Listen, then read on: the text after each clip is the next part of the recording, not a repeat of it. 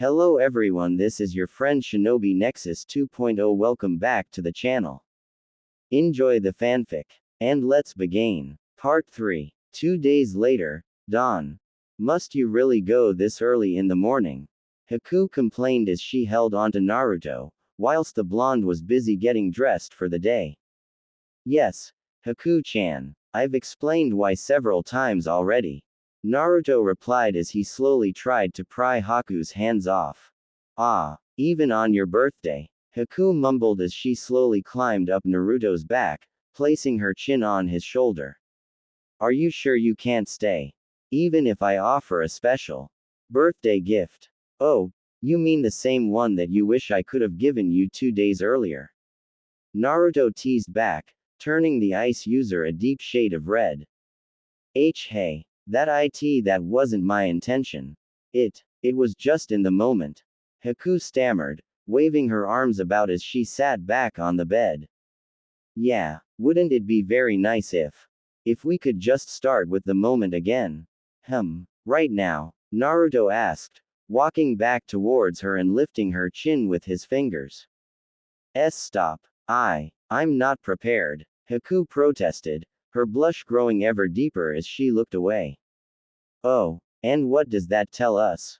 Naruto asked teasingly, leaning in closer to Haku as he did. That means that you were prepared for it 2 nights ago. And that you were very much hoping for. Alright, enough, Haku exclaimed, succumbing to the teasing as she buried her face in her pillow out of emberment. I'll admit, I was hoping that we could. See, I finally got you to crack. Naruto joked as he picked Haku back up before sitting on the bed next to her, hugging her gently soon after, whilst petting her on the back to try and calm her down. Don't worry. Alright, I was just joking. We can take it at your pace. I was well aware, Haku retorted, even if she soon hugged him back. It was all just a ploy to get you to hug me a bit more before leaving. Oh, is that so? Naruto teased, gently stroking her face as he pulled away from the hug. I'll make sure to fall for your ploys more in the future then. I'll be coming up with more. So don't worry, Haku commented under her breath as she recuperated. I'll leave you to it, then, Naruto stated, giving Haku one last kiss on the cheek before leaping out of the window in their room. And don't worry. I'll be having a peaceful morning. And just like that, I'm already a mess, Haku thought to herself as she watched Naruto leap away, his figure becoming smaller in the distance before vanishing entirely. A few minutes went by, as the blonde continued to make his way towards a place of significance to him. On the trip there, random thoughts flooded Naruto's mind. Was he being too hasty with his endeavor? Should he have spent some more time with Haku in the morning? Should he perhaps not be going to mourn his father, a man he has never technically met in person, on his birthday? All these thoughts came to a quick end, however, as Naruto landed in front of a small cemetery dedicated to his father, alongside many others who had given their lives to build the world the blonde, and everyone else were living in now. Eventually finding his father's grave, and sensing around for the presence of others in the area, the blonde knelt before it, wiping the dust from his father's name before placing a few incense offerings in the designated spot. My apologies, father, Naruto began to say, still kneeling before the grave as he did. It took me a good 14 years to find this place. And I greatly apologize for it. I'm so sorry for causing issues in your village. I have nothing but regret for having to partake in needless violence with those who revere you as their leader. Oi, Ronin, came the voices of several Anbu as a few surrounded Naruto, who was still kneeling before Minato's grave. You have a lot of nerve coming here. You dare desecrate the tomb of Lord Fourth. I've brought you incense sticks from the land of iron. Naruto whispered under his breath as he stood back up, sensing the presence of 4 Anbu in total. And how exactly have I desecrated the 4th Hokage's grave? You've used 4 incense sticks. Another Anbu yelled, as Naruto shook his head in dismissal. And that's a problem? Naruto asked back, You sure you don't just hate me? And, well, is Danzo paying you well? Now knowing that the gig was up, the disguised root members withdrew their weapons, prepared to strike at Naruto the first chance they'd get, only for the blonde to knock out the shinobi in front of him with a swift punch to the throat, grabbing him by the collar and suspending him halfway in the air before he'd collapse into any of the graves. Soon after, the blonde found himself chased by the 3 remaining root members, whilst now holding the unconscious one by the throat as he ran out of the cemetery, not wanting to cause any further disrespect than he already had. So much for a peaceful morning, Naruto thought to himself, as he continued to run across the morning streets of Konoha, dodging any civilians on the way, not that there were many to begin with. As he ran, Naruto ducked to the left, dodging kunai and shuriken from the 3 root ninja behind him, before running onwards. Eventually, the blonde came to a stop in an opening of a forest, where he dropped the unconscious root member before turning to face the 3 remaining members. Alright, you 3, Naruto began to say, unsheathing Muramasa as he did, easy way or the hard way. The 3 root members gave no response, merely unsheathing their swords as Naruto did his. Well, hard way it is, Naruto stated. Without further warning, the 3 shinobi dashed towards the Ronin, slashing at the blonde to no avail as Naruto ducked under each of the attacks, dodging to the left for the last one before smacking the bottom of Muramasa's handle against the back of one of the root members' heads. One down, still not gonna take your chance to leave? Naruto asked out, pulling Muramasa back into position. The 2 remaining shinobi stared at each other for a moment, before dashing forward regardless, slashing at the blonde and engaging in a struggle for a moment, causing sparks to fly across their face as the blonde's grin only grew ever wider. Probably should have taken my offer to run, Naruto commented, breaking the clash and spin-kicking one of the shinobi into a tree, before sending the shinobi's own blade into his shoulder, pinning him there and rendering him immobile, before turning to the final shinobi. Still not gonna run. Naruto was never allowed to finish, as a blow from behind the root member would render him unconscious, prompting Naruto to sheath his blade. I had him, Sanin, Naruto stated coldly as he walked past Jiraiya. Quit acting like a whiny bitch for a moment, Jiraiya stated, placing a hand on the blonde's shoulder, I just want to talk. Yeah, well, I was at my most vulnerable 10 minutes ago. So you sure missed your opportunity. Naruto stated, before his body dissipated into a cloud of white smoke, revealing itself to be a clone. Clever brat, Jiraiya thought to himself as he began the tedious process of retrieving all 3 of the unconscious shinobi, intent of interrogating each of them personally. The day after, dusk. Have you found anything, Ronin? Yugao asked, having hopped around on each of Konoha's rooftops for a good 3 days by now. Patience, Neko-san, Naruto replied as he sensed around the village, trying to find any semblance of Hayate's chakra that'd match the one of his handguard. It's not exactly easy to find someone who's missing, you know. But can't you just sense his chakra? Yugao asked back, it can't be that hard, right? Hayate's got a rather unique chakra presence. That's where it gets peculiar. I can't find anything, no matter where we are. I only seem to get vague hints. Naruto explained as he sat on the top of a rooftop and sensed every single chakra signature in Konoha. Why are you so eager to find him anyways? Well, I want to get this mission over and done with. And, well, he's a rather close friend. Yugao half lied. Something Naruto immediately noticed based on her unbalanced chakra based on her emotions. Just friends? Naruto asked again, turning towards Yugao who was by now blushing slightly under her mask, your chakra tells me a different story. Really? You got all that from my chakra? Yugao asked, deadpanning slightly. Maybe not. Point is, you're rather fond of him, aren't you? Naruto questioned, standing up slowly as he did. What if I am? What could you possibly do with this information? Yugao questioned right back, unsure of where Naruto was going to take this. Quote. You might want to follow me. Naruto mumbled as he slowly walked towards the edge of the roof, before leaping off to the neighboring roof, followed shortly behind by a confused Yugao. Hey, you gonna tell me what you found? Yugao asked, slightly cautious in her tone as she now feared for the worst. Naruto remained silent, only feeding into Yugao's fear of what may have happened as she continued to follow behind the blonde. Eventually, the two came upon a wall, one which seemed perfectly normal from the outside. What? Why are we standing in front of a wall? Yugao asked, receiving no answer as the blonde felt around the wall for a moment, before he turned towards the Anbu. You might want to stand back a little, Naruto requested, not waiting for Yugao's answer as he stepped back and gently pushed Yugao a few steps back, before launching his fist forward, creating several cracks on the wall upon impact with it.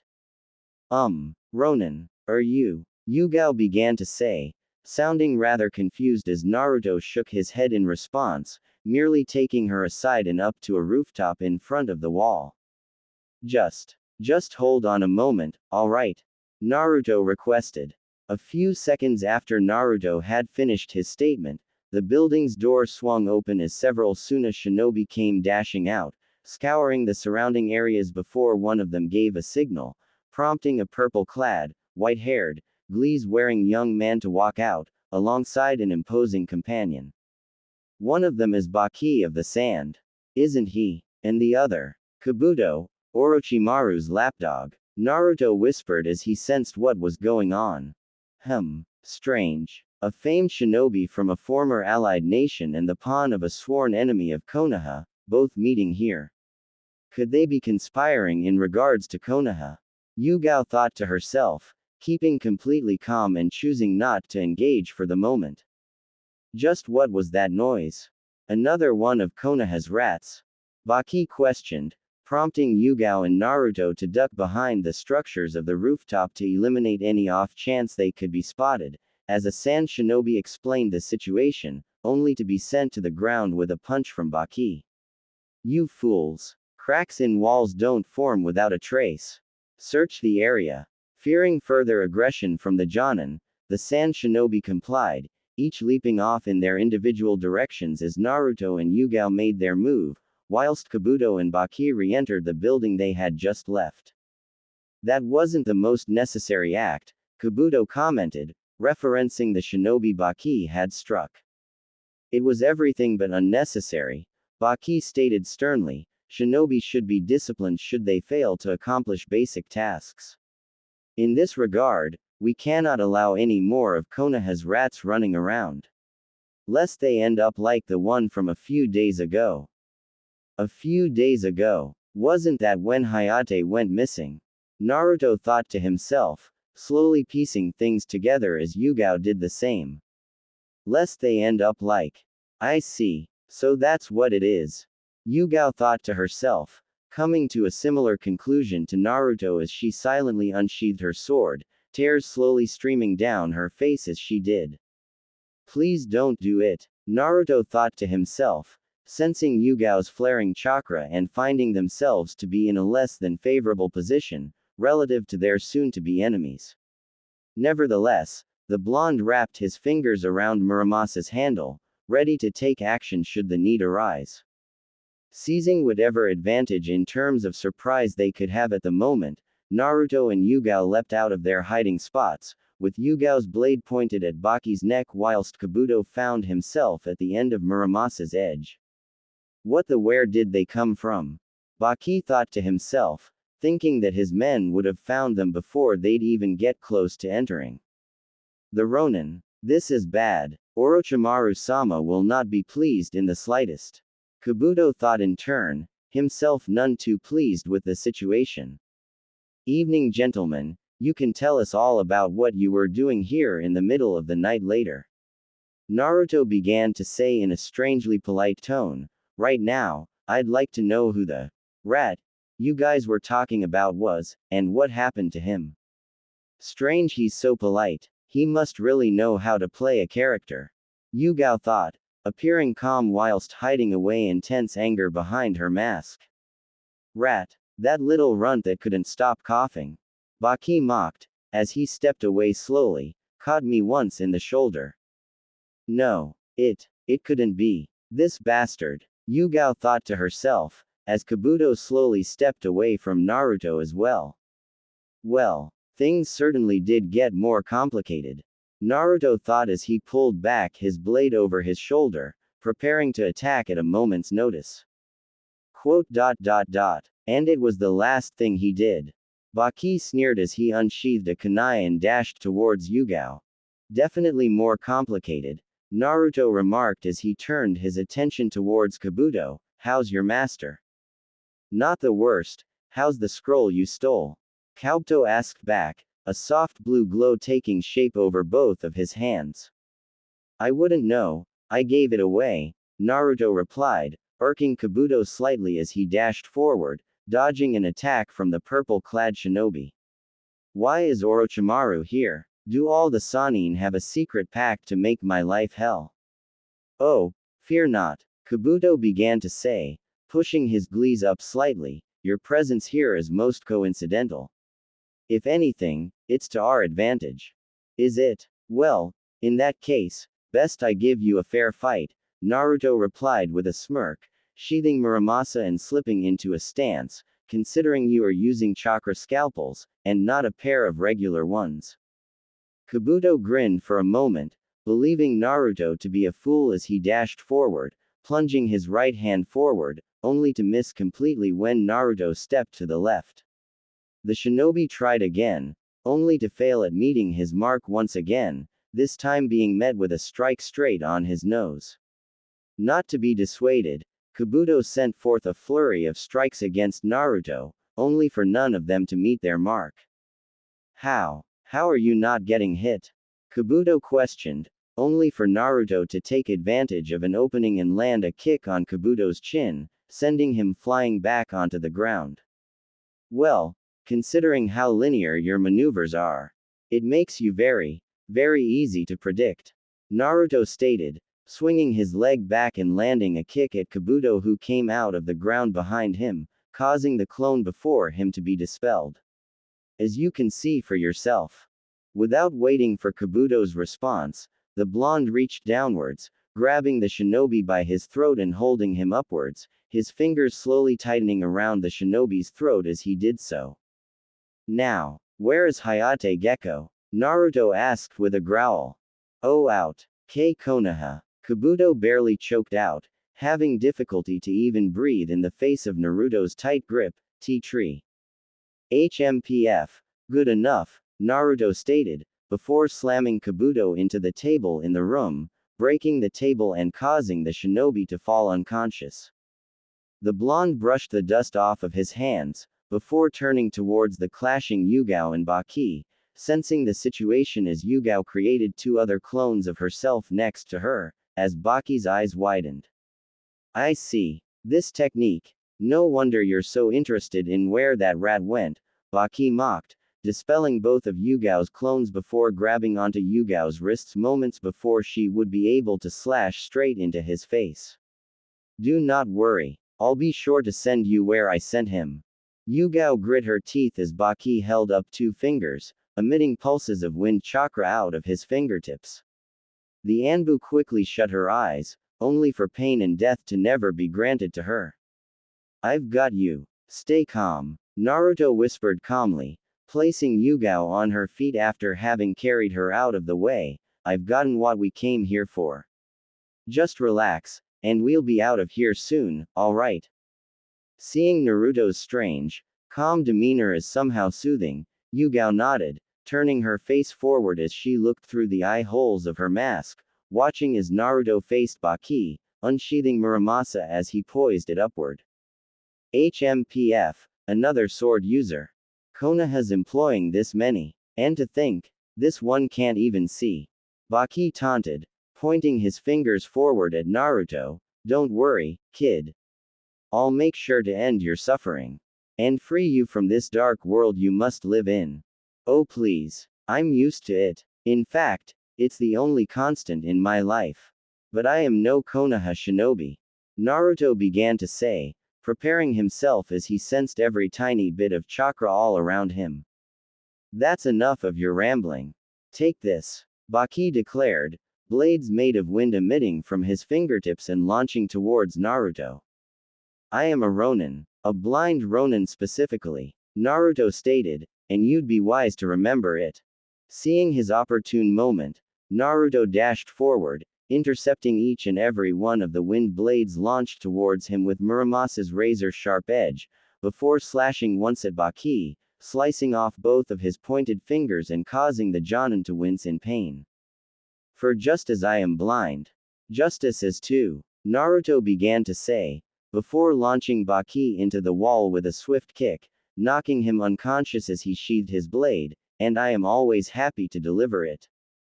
Finishing his fight, Naruto walked back towards Yugao, looking up at the Anbu member. Well, unfortunately, we can't take Baki, else we cause a big international scene. Naruto began to say, but we can take Kabuto. He is the one that told me about where we need to go. If you don't want to, you don't need to. Thank you, Ronin. I'm not sure why you're showing this much concern. But I have to go. Yugao began to say, even if I want to see him one last time. But, may I ask why you're suddenly so concerned about how I feel? Well, let's just say I've experienced something similar. Naruto began to say again, slowly walking out of the building with Yugao after sending a clone to deliver the unconscious Kabuto to Hiruzen. It really is quite the kick to the teeth, but, while happiness is beneficial for the body, it is grief that develops the strength of one's mind. Well, how did you deal with your situation? Yugao asked, walking along with Naruto in streets that now appeared far more lonely. Admittedly, I didn't. I just let it dwell within me for a long time. And, well, before long, it became the source of my hatred, Naruto explained. And 400 people had to pay the price. Innocent or otherwise. You don't seem like a violent murderer. Yugao pointed out. Not anymore. See, the way I dealt with my situation was to allow others into my life. I trust that you'll have a far easier time than I did. Considering you have a significant head start by having friends to begin with. And trust me, it's much easier than what Haku-chan had to do to get through to me. Well, if it isn't too much for me to ask, may I know about the nature of your loss? Yugao asked. I lost my first love. And one of the few people to show me genuine compassion. Naruto explained. Oh, I'm truly sorry. Yugao mumbled, noticing that she and Naruto really did have more in common than she could have predicted. Don't worry. It still hurts. But, it hurts kinda less, you know? Naruto asked, thinking deeply about everything he had experienced in regards to his time with Akane, the pain, the joy, the bitterness, and the memories. Before long, the two found themselves in the opening outside the village that Kabuto had mentioned. After a few moments of searching, Naruto determined the specific tree they had been looking for, before feeling around the ground. I think I shouldn't be the one to do this. Naruto mumbled, before taking a few steps back, allowing Yugao the honors of doing the deed she dreaded the most. With a heavy heart and even heavier steps, Yugao slowly stepped forward, her arms twitching as she fell to her knees. For a moment, Yugao hesitated, considering running away and to hide from everything, before she heightened her resolve, scooping dirt out of the way from the ground prior to extending her arms, tears streaming down her face as she slowly lifted Hayate's lifeless body. Not knowing how else to react, Yugao slowly held Hayate close to her, embracing her lover one last time as she silently wept. Not wanting to disturb the moment, Naruto slowly stepped forward, gently placing a hand on Yugao's shoulder. I'm truly sorry for your loss, Naruto whispered, as Yugao continued to weep silently. 2 days later, Night. Naruto focused his covered gaze, narrowing his eyes under the cloth wrapped around them, as the blonde turned towards the back and jolted his arm forward, tapping Konohamaru on the top of his head with a stick, causing the young boy to fall to the ground. OWWW, Konohamaru exclaimed, reeling back from the pain as he dropped his own stick. How do you keep hitting me? Well, I know what I'm doing and not acting like an idiot for one. Naruto replied as he helped Konohamaru back up. And you're doing the same things that you've been doing in the past few days. As Naruto continued his explanation, the blonde raised his right palm, blocking an attempted sucker punch from Konohamaru. Quote. All down to a T. Naruto finished as he stood back up. Ah, come on, Konohamaru complained, standing back up as well. That's just not fair. It is. You've done it like 3 times in the past 2 days, haven't you? Naruto asked back. Trust me, Konohamaru, you learn a lot about someone's intelligence based on what actions they do and do not repeat. I see, Konohamaru began to say, before shooting upward and pointing at Naruto. Hey. What's that supposed to mean, Ni-san? Oh, don't worry, you'll get it when you're older, Naruto urged, turning around and facing the other side, sensing a familiar chakra as he did. Hey, Konohamaru, I'll meet you back at the house, alright? Konohamaru asked in surprise, but what about you? Aren't you going to be coming back with me? No buts, Konohamaru, Naruto instructed, pushing the boy a few steps back. See you soon. Konohamaru looked at the blonde for a moment, opening his mouth to object only to decide against it and run off back to the house they resided in, as Naruto focused his attention on the current situation at play. It's been a while, hasn't it, perv? Naruto joked, as Jiraiya stepped out of one of the bushes. Good to see my godson is still as bitter as ever, Jiraiya joked right back. Look, I just want to talk. I'm past talking. I'd like to know just which gust of wind brought you here.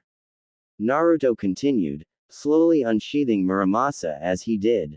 I'd like to know how you were so bold to come back to Konoha, Jiraiya retorted, seeing the coming conflict that was brewing, the den of those you call your enemies.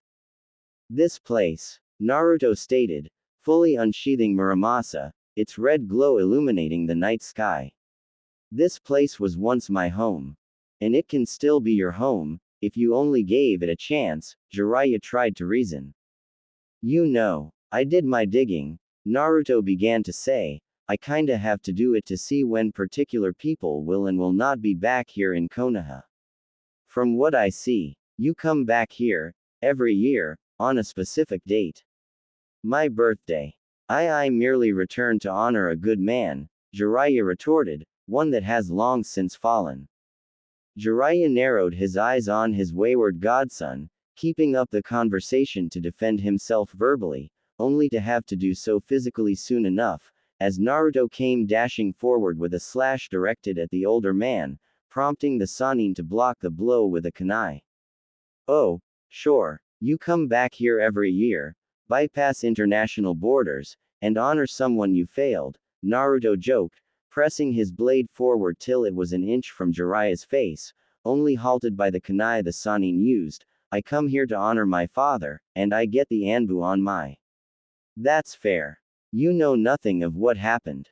Jiraiya yelled, pushing Naruto back with a kick to the blonde's stomach. I was doing my job.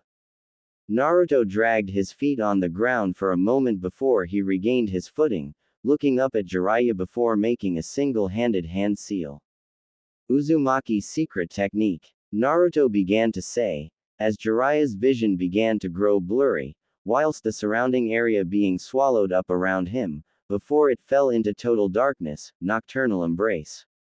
Jiraiya found himself shrouded in this eternal field of darkness, as if he was alone in a completely dark plane, with Naruto being the master of the environment, and thus placing the Sannin under his subjugation.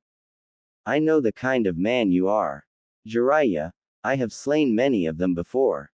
Naruto began to say, as Jiraiya flung a kunai towards the source of Naruto's voice, only for it to never meet its mark. Come out and fight me. Where the hell are you? Jiraiya demanded to know. What is this place? You justify not being here to save me, nor my father as you being a spy. One whose job is to gather valuable intel in foreign lands.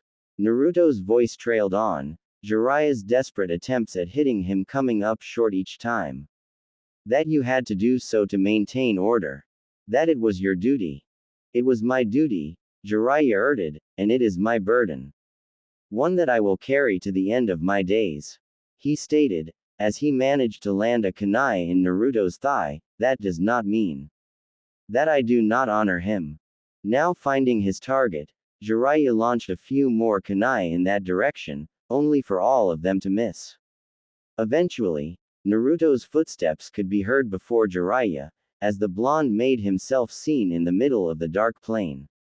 Taking initiative near immediately, Jiraiya flipped through his hand seals, filling up his mouth full of oil soon after.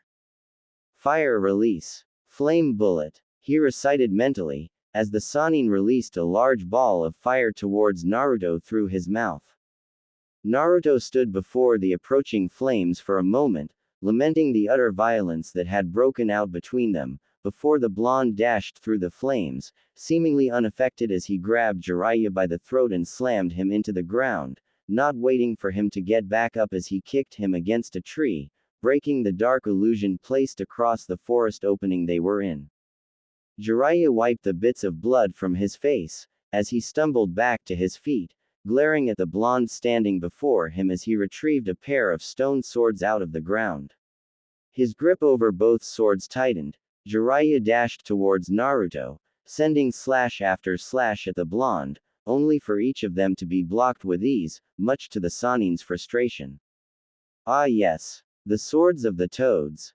One used to cement their most powerful genjutsu, or so the stories tell. Naruto stated, deflecting another slash from Jiraiya before pulling a few steps back. Allow me to end this lineage. Hold on. What are you talking about? Jiraiya asked, as Muramasa's edge illuminated with a deeper, crimson-red glow. 1,000-year lineage or whatnot. Here, let me show you. The lineage of my blood. Naruto stated, before dashing towards Jiraiya, clashing with him several times before backflipping over the Sannin, slashing one final time before landing on the ground again, the shattered pieces of the stone swords on the ground surrounding Jiraiya. What? How? What have you done? Jiraiya asked, his voice panicky as he tried his best to merge the pieces of the swords back together, only for the pieces to crumble into dust soon after. Simple. Just like this village has done to me. All due to you, Naruto replied, preparing himself for Jiraiya's eventual counterattack. I will take from you something intrinsically linked to you. Jiraiya glared at Naruto for a moment, as the blonde plunged Muramasa into the ground and stared up at the Sannin, glaring under the cloth wrapped around his eyes, before the blonde made a stance. I was a fool for there was any hope left for you. Jiraiya stated, venom laced throughout his voice as he slipped into a stance of his own. Yeah, well, Naruto began to say, ripping off the cloth around his eyes and glaring at Jiraiya with his blood-red eyes, I once thought the exact same of myself. The key in that statement being the word, once. Hope lies not in what others place upon you, but rather the chances you place upon yourself. Enough idioms, Jiraiya stated, this time, I'll teach you a lesson you'll be sure to never forget. Naruto smiled maniacally, as he dashed towards Jiraiya, ducking under a punch before intercepting a second one with the elbow to the Sannin's lower arm, following up immediately from his advantageous position as he threw an elbow into Jiraiya's ribs, before spinning around and landing one final elbow downwards onto the Sannin's back. You know, elbows are especially effective when you use them efficiently, Naruto mocked as he blocked a kick, purposefully using his elbow as his shield. Case in point, perhaps. Jiraiya only grew more and more enraged, a fact shown by the Sanin's more irritated facial expressions, the gritting of his teeth acting as another dead giveaway from the Sanin. Staring at Jiraiya for a bit, Naruto leaned back, dodging another punch before the blonde finally unleashed his onslaught, intercepting a few more punches and kicks before he leapt upwards, flipping across the air for a bit before launching his right leg forward, landing square on Jiraiya's face and launching the Sanin into another tree. Now, tell me, Naruto began to say, picking up his sword and dashing forward, seemingly intent on ending the Sanin right there and then as he plunged his blade downwards upon Jiraiya, only for the Sanin to delay it with the intervention of a lone kunai. Do you really think you honor Minato Namikaze with sake offerings? Honor resides in one's actions, not one's statements. You dare lecture me on honor? After you abandoned your home? Jiraiya growled, as he launched his head forward, slamming it into Naruto's and dazing the blonde for a moment, using this opportunity to widen the distance between them. You are not worthy to utter his name. Staring forward at the recovered blonde, Jiraiya held onto his left wrist with his right hand, as a circulating blue sphere of chakra began to form upon his palm, slowly growing to a size much larger than it began at. As the blue sphere reached its peak, Jiraiya leapt against a tree's trunk, bouncing off of it and launching towards Naruto. Giant Rasengan, he yelled as he pointed the sphere at Naruto. The blonde stared at the rapidly rotating blue sphere, as he held onto Muramasa with both hands, its blade glowing with a golden gleam, whilst a thin shroud of Kurama's chakra gently covered his body. Seeing his opportunity slowly slipping away, Naruto dashed forward, slashing straight through the sphere and causing it to prematurely explode, creating a crater where they were. Well, that went better than I thought. Naruto mumbled to himself, standing over a downed and wounded Jiraiya as he sheathed Muramasa once again, looking downward as he slowly tied the cloth around his eyes once more. For a moment, Naruto was tempted to help the man back up. What for he didn't know. Was it to perhaps beat on him some more? The desire to fight the Sanin at his best? Or could it have been an attempt at reconciliation with the Sanin? All of this fell to the sidelines, as Jiraiya softly spoke up.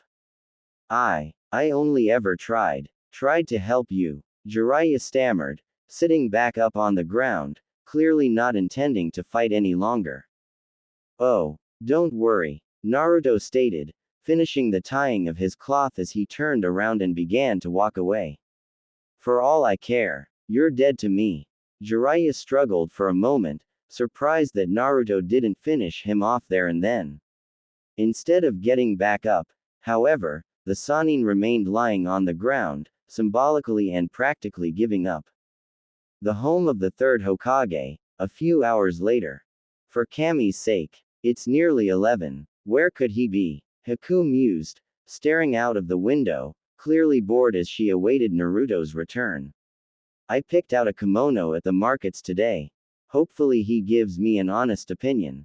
Before long, a pair of familiar arms found themselves around her shoulders, wrapping themselves gently around Haku before a chin fell upon her right shoulder.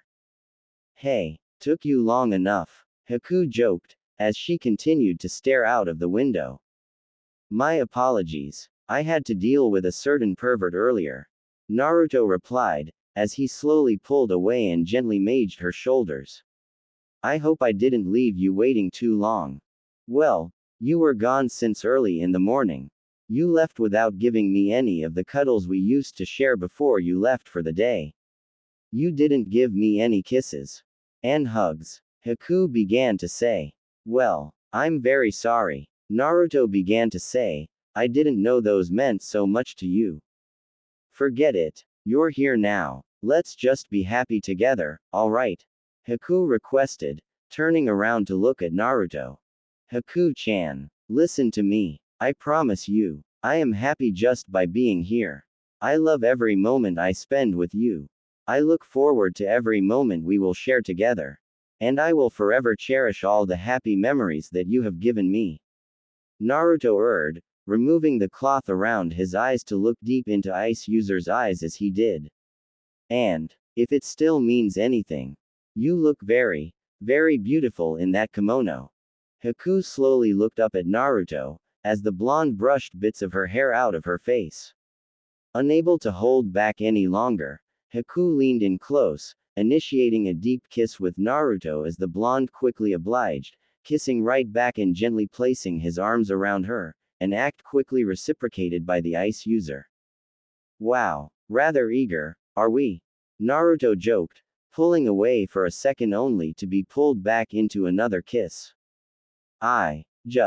Just shut up and kiss me. Haku murmured under her breath and into the kiss they shared, as Naruto soon found himself sitting on the edge of their bed, still kissing Haku as the ice user now found herself straddling his lap.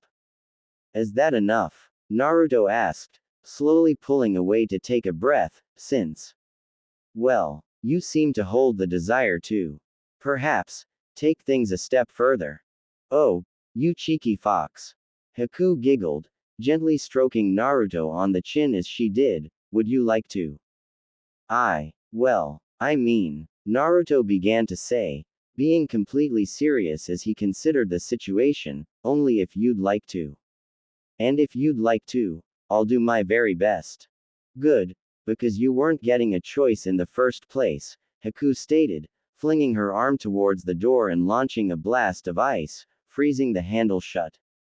No interruptions this time. Hey, I didn't think so, Naruto replied, leaning closer to kiss her again, whilst placing a hand on Haku's lower regions behind her back, gently feeling her up as he did. Oh, could it be? Is my sweet boyfriend a little bit of a pervert? Haku teased as she continued to let Naruto feel her up, soft moans slowly escaping her mouth as the blonde placed a hand on her chest and began to feel her up there as well. Believe it or not, it's a part of the curriculum at the Land of Iron.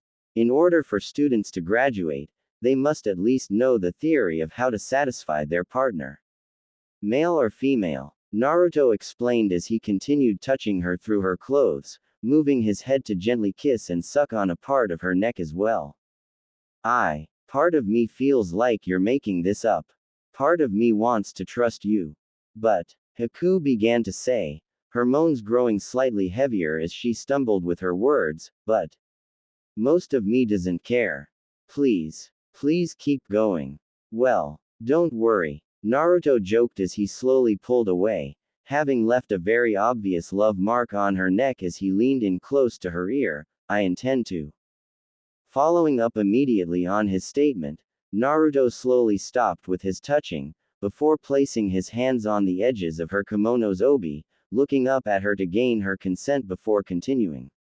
Gaining a nod of approval soon after, Naruto slowly unraveled the obi, dropping it to the ground before parting her kimono, allowing him to finally gaze at her stunning figure underneath. So, am I everything you expected? Haku asked, slightly in fear of Naruto suddenly rejecting her based on her physical traits. Oh, don't worry, I'll love you regardless, Naruto urged jokingly, as if knowing of her insecurities, but if you must know, it is everything I've ever could have expected. You're beautiful. I appreciate the praise. But, any more, and I'll be like a tomato. She mumbled as she tried her best to cover up her blush. Hey, it's okay. Please take your hands off. You're covering up that pretty face I love so much. Naruto whispered, as he placed his hands on her thighs, slowly feeling them up and down as he eventually began to move his hands inward. Not wanting to lose out on the momentum, and wanting to give Haku all the pleasure he could give her, Naruto moved a hand down to her nether regions, gently rubbing against her folds to gauge her initial reaction, before slowly sliding a finger into her vagina, eliciting a soft moan from the ice user. You're soaking wet already. Are you that eager for this? Naruto joked, as he began to slowly move his fingers in and out. You tease. Haku moaned softly, just get on with it. Hey, don't worry, I'll get right on that, Naruto teased, as he sped up the movements of his fingers, going deeper with each thrust and eliciting more and more moans from Haku. Ah, Kami. How are you so good at this? Haku moaned, gripping tightly onto Naruto's shoulders with her hands. Well, I did say I learned a bit in school. Naruto joked as he went faster and deeper, finding her and rubbing it gently with his thumb, causing deeper and more frequent moans. Naruto Haku moaned one last time, reaching her climax and releasing her fluids all over Naruto's fingers, leaving herself a panting mess. Wow, I didn't expect. Naruto smirked softly, slowly placing his fingers in her mouth for her to suck on before leaning in close to her ear. Well, you're gonna have quite the night, aren't you? Naruto teased as he slowly placed Haku on her back. The next day, morning, Naruto slowly came to again, finding himself and Haku both lying on the bed, covered with nothing but their blanket as he slowly sat upright. That was quite the night. He mumbled to himself as he gently stroked Haku's cheeks, as the ice user remained sound asleep. You're so damn beautiful. I could be here, in this moment, forever. Just as Naruto was about to lean in to plant a soft kiss on Haku's cheek or forehead, a quick knock on the door broke his focus and drew his attention. And the cycle begins anew. Naruto thought to himself, before getting dressed and placing the blanket back around Haku. Anything the matter? I'd like to see you in my office, Naruto. Hiruzen explained, your and Neko's mission report is due in today. I'll be right there, old man. Don't worry, Naruto urged, putting the rest of his clothes back on as he began to tie the cloth around his eyes once again, before he knelt down next to Haku and gently hugged her as she slept. Don't worry. I'll be back soon. Hokage's office, 2 hours later. So, to conclude our report, Neko-san and I discovered a potential conspiracy between the Sound and the Sand, with the Sound Shinobi now placed in torture and interrogation. As such, we believe there to be a moderate risk for an incident soon enough, Naruto explained, before setting his scroll on the desk. I see. Very well. Thank you too for the good work. Hiruzen stated, before ordering the rest of his Anbu to leave. Now, Ronin, I believe you have something to share, don't you? I do indeed, Naruto urged, making sure it was just the three of them in the room as he turned towards Yugao, slowly unwrapping the cloth around his eyes before looking straight at her. My name is Naruto Uzumaki. You remember me, don't you? Naruto slowly walked out of the Hokage's office, slamming the door behind him before walking up towards Haku, who was already waiting outside the office. No luck? Haku asked, only to be met with a shaking head in response. Well, what did we expect, huh? What was in the contract? No clue. I tore it up before reading it, Naruto replied, leading to a confused look from Haku. Come again? Haku asked, tilting her head slightly as she did. It's not like you to not read through a contract first, or well, feel through it. I'm not going to read, let alone agree to, whatever those greedy tell me to do, Naruto urged as he brought Haku up into his arms. As long as I have you, I'll be fine. And the first step to keeping you safe would be to decline any offer those elders make. But, then, what now? Haku questioned, placing her arms as best she could around Naruto as well. We can't possibly stay in Konoha any longer. Considering the circumstances, the Land of Iron is the best choice. Even if I haven't visited in a while, I still see it as my home. Naruto explained as he began to walk out of the building before jumping around on several rooftops. I won't drop you, don't worry. I wasn't worried about that.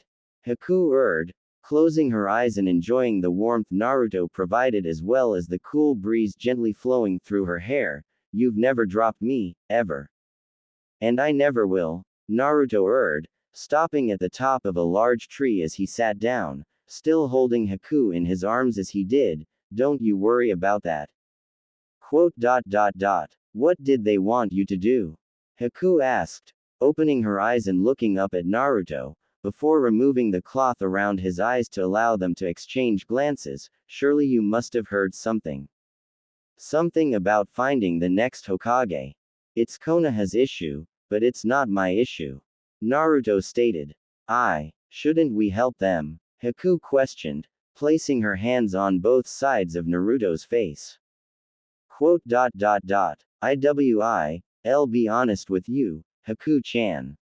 I always have been. Naruto urged, pushing some stray hair out of the way of her face as he did. For all I care, Konoha will burn.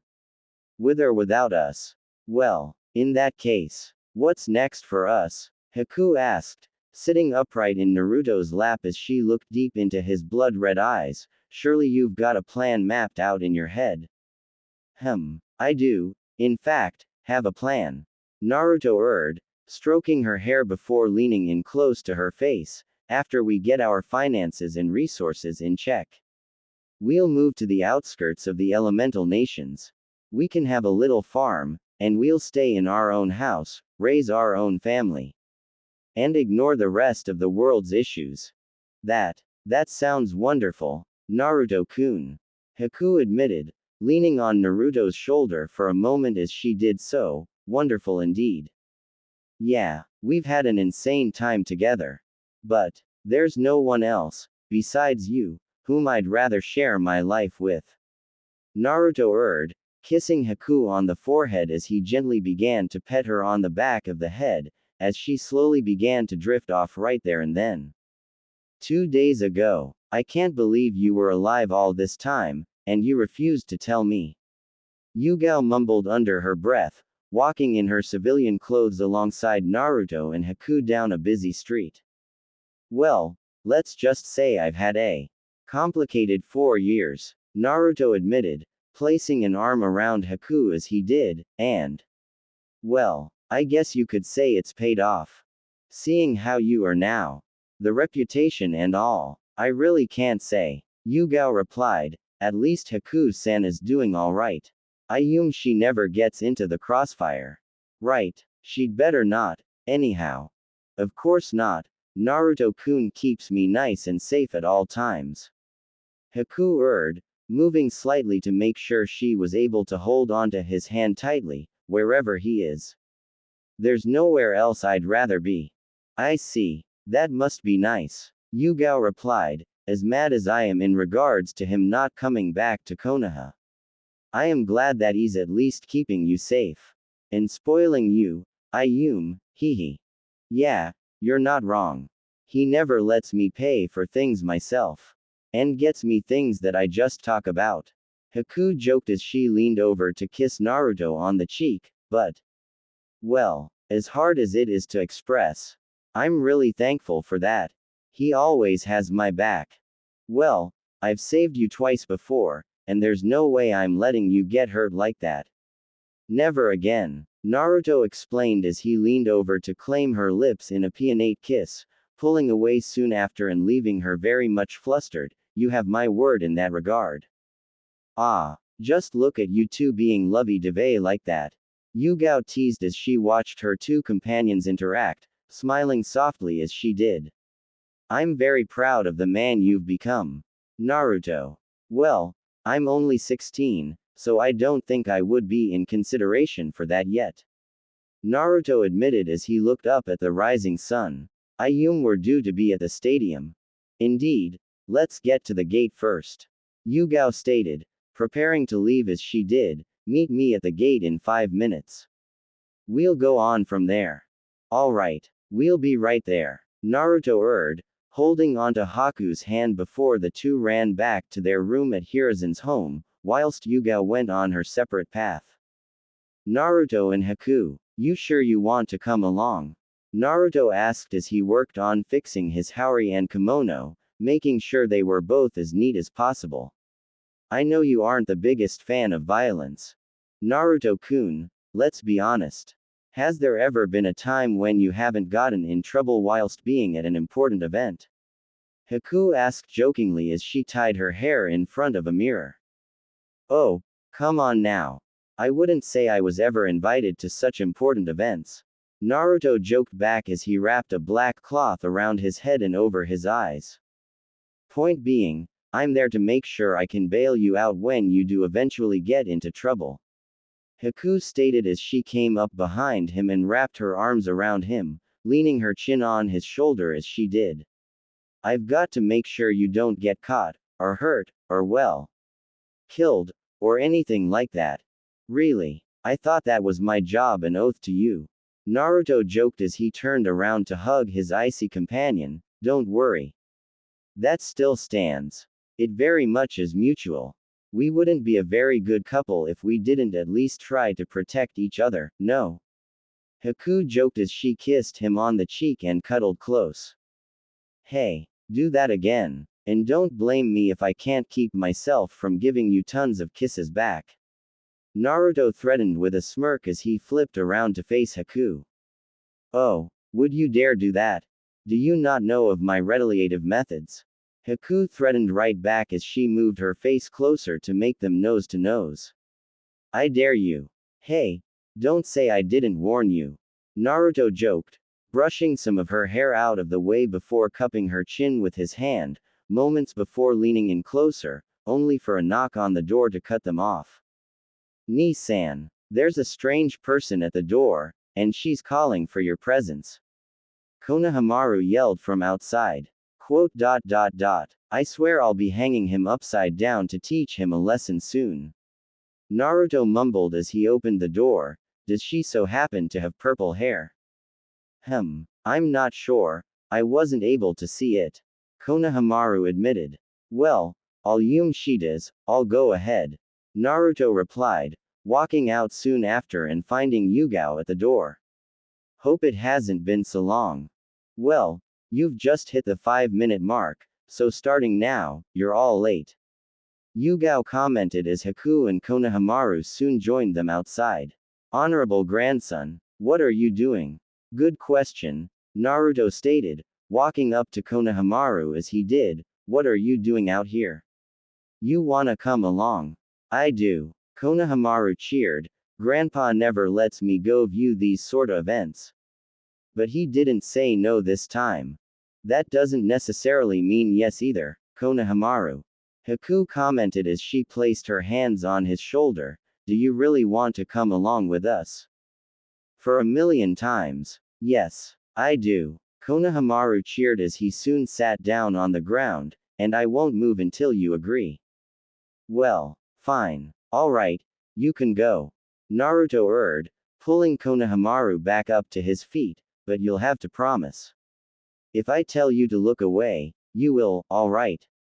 There's a reason your grandfather forbade you from attending before. Well, Ni-san, whatever it takes, I'll do. Konohamaru urged as he got back to his feet and walked alongside Naruto. I guess you can come along. Naruto replied, sighing softly to himself in reluctance as the four walked up to the entrance, where several carriage-like means of transport were ferried in by several foreign shinobi. I see. And so it begins. Yugao murmured as the group stood aside whilst the dignitaries entered Konoha. That first card is the cage. Personally, I'm surprised he would even show up. Naruto commented, sensing something else as he did. That chakra presence feels familiar. It can't be, he thought to himself as he tapped Haku subtly on the shoulder, roughly saying, we need to talk, privately, in Morse code. Surely we could do this later. Haku whispered back as Naruto continued tapping on her shoulder, her expression turning from confused to shocked within seconds. I see. You wanna deliver a message.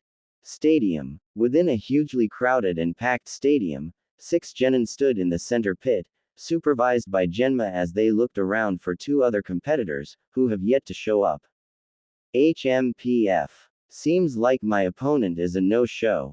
Neji, the Hyuga prodigy, thought to himself scornfully, befitting of an impure, talentless peasant. Where's that bandaged guy the first was meant to fight? Shikamaru thought to himself, scouring the arena as he did. The others stood silently, as the audience's cheers came to a sudden crescendo, before falling silent nearly immediately after. Oi! Stop fidgeting around, you all. Genma instructed, Turn around and face the guests. It is time for you all to participate in the finals of the Chunin exams.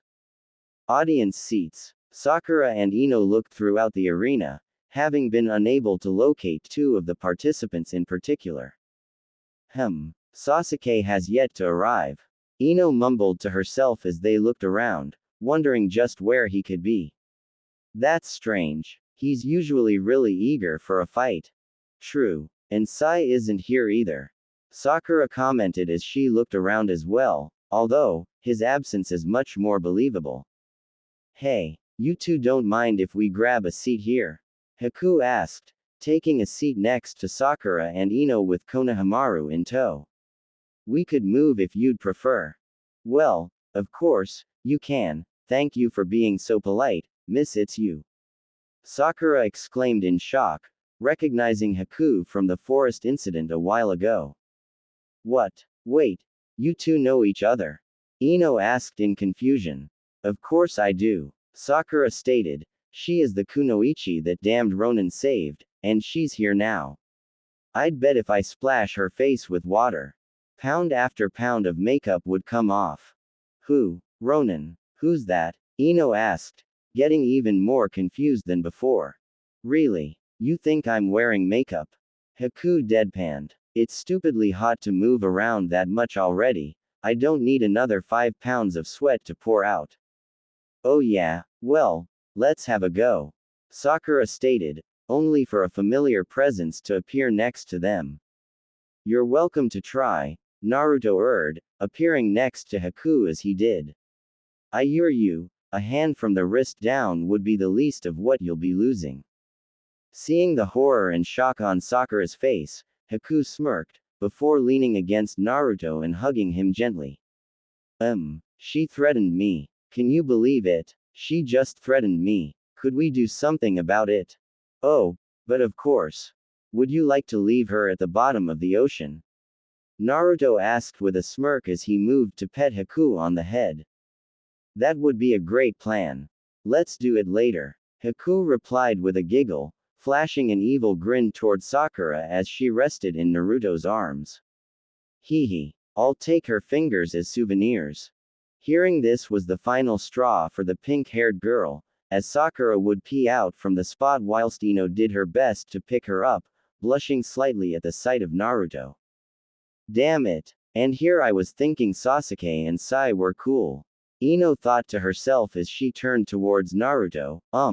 Hello. How? I don't believe we've met. Naruto sighed as he sat down with Haku, clearly knowing who Ino was. No, I don't believe we have. So, what? Ino began to say, only to be cut off by the sweetest of grins from Haku, almost too sweet, prompting Ino to turn back forward. Never mind. I knew it. You're not stealing Naruto from me. Not that easily. Haku thought to herself, as she sat back down with Naruto and Konohamaru. Hokage's seat. Is Sasuke still nowhere to be found? Hiruzen asked in a whisper, looking up at the Jonin standing next to his seat. Unfortunately not, Hokage-sama. The Jonin whispered back, we have several Anbu teams searching for him, but as of now, he is nowhere to be found.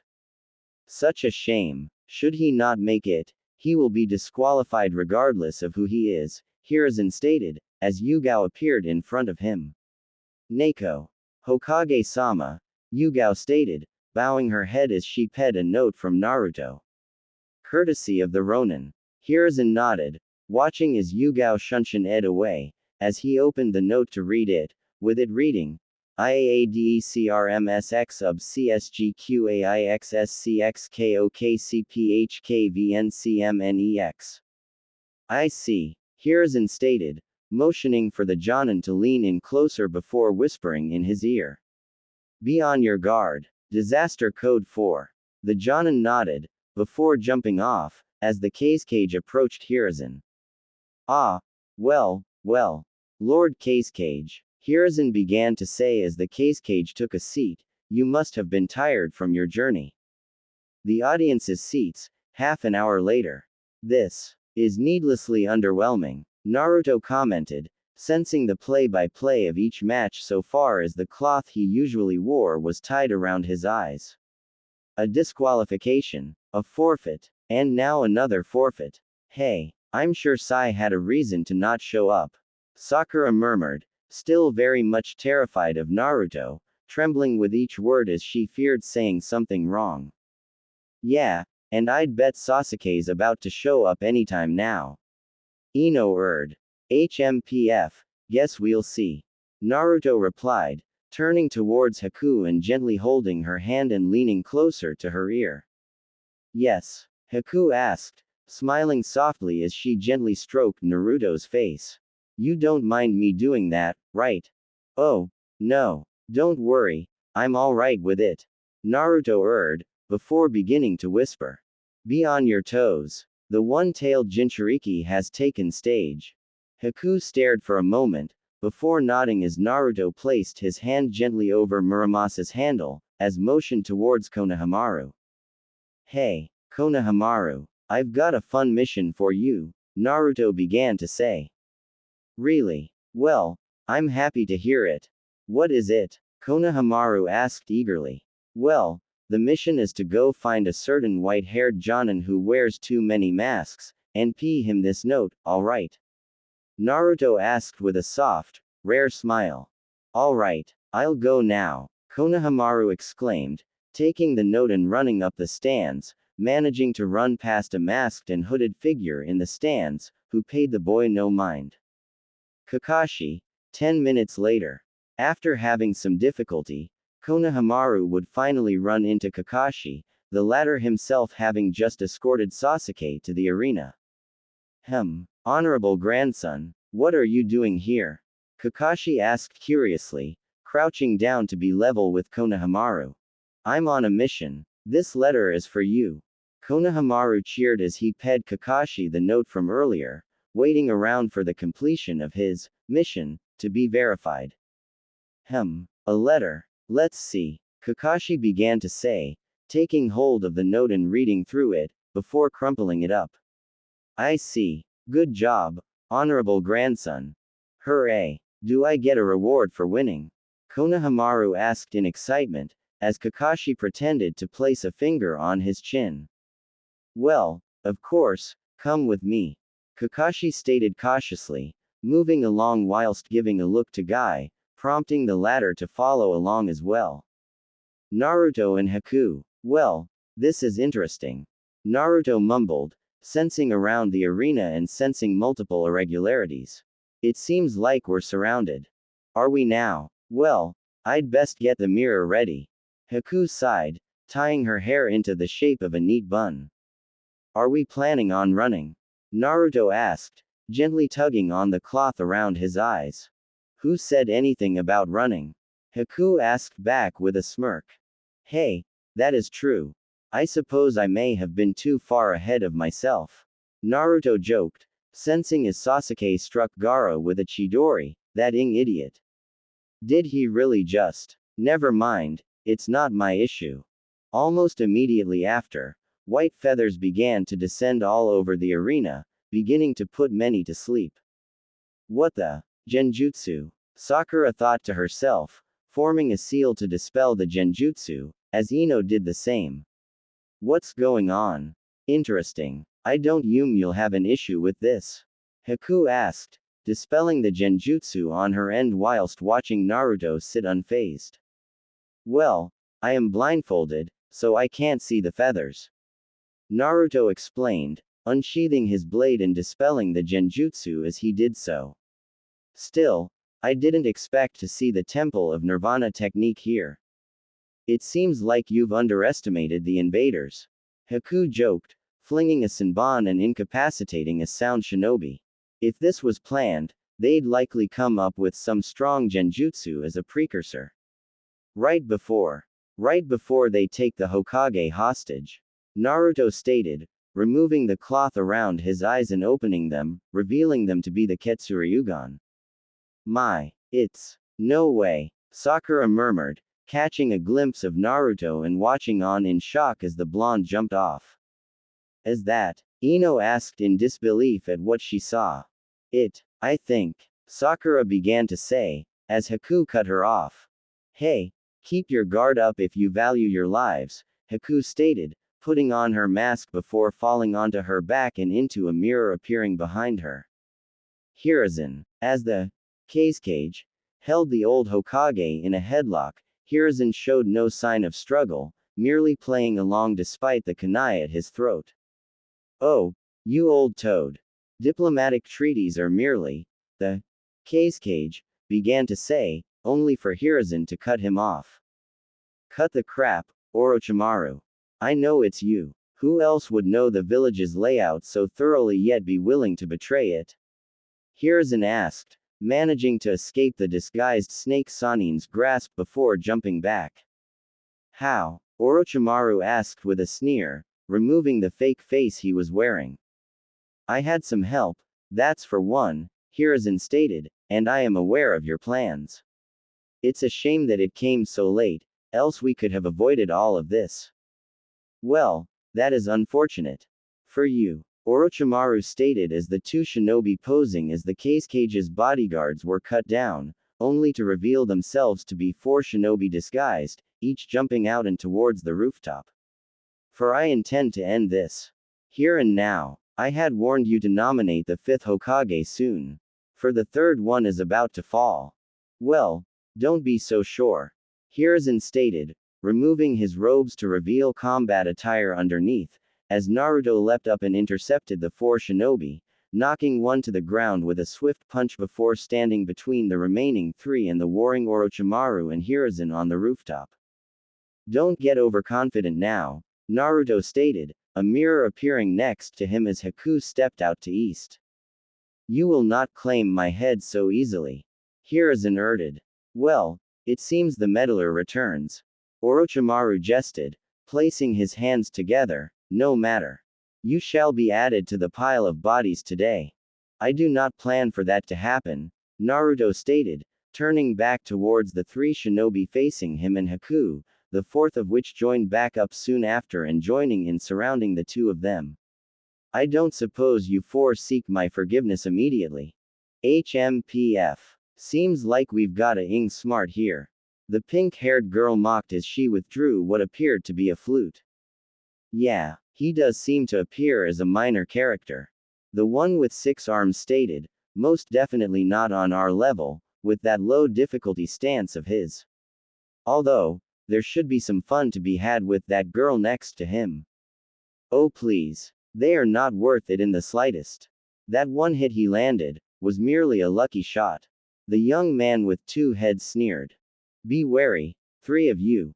The final, much larger shinobi warned, from how he stands and acts before us, he is no easy prey. You ready? We have a good 20 seconds. Haku whispered, having been perched with Naruto on another part of the roof whilst their 4 enemies were distracted. It's now or never. Now seems good. I'm ready, Naruto stated, sheathing Muramasa once more and falling backwards into a mirror Haku created. Oh, shut it, Fatso, where are they? The girl began to say, suddenly realizing that Naruto and Haku were no longer standing where they once had been. I'm right here, Naruto stated, appearing behind the pink-haired girl as he formed several seals, Uzumaki's secret technique. Stop him, the 6-armed shinobi yelled, only to be far too late. Nocturnal embrace, Naruto stated, as, besides for the pink-haired girl, a dark, endless void would replace what had been their vision. What is this? One of them yelled. I can't see. Another cried. Hey, for the sound 4, I didn't think you to be involved directly. Naruto stated, stepping in front of the remaining member who still had their usual vision, if my information fails me not. You're Tayuya. The one with 6 hands is Kidomaru. Weirdo with 2 heads is, are, Sakin and Ukin, and the big one is Jirobo. How the did you manage to? Tayuya began to ask in disbelief, a silent rage boiling over underneath. Well, a Ronin's intel goes beyond a lot of things. Naruto joked. So, are you going to try and kill me? What the do you think I'm planning on doing? Tayuya stated, holding up her flute before playing out a tune. Genjutsu. Naruto asked again, that's cute. Cute. Tayuya asked, how could you think that's cute? Wait. No. That's not it. How the air you not caught in the genjutsu? Sound-based genjutsu is very versatile. For it involves the auditory sense everyone has. Naruto explained, stepping forward and placing a hand over the exit hole of Tayuya's flute and abruptly stopping the tune. So, how would you expect it to work on someone who perhaps wears earplugs? Tayuya looked up in horror, only to notice the earplugs in Naruto's ears. Now, let's see you try to deal with this one.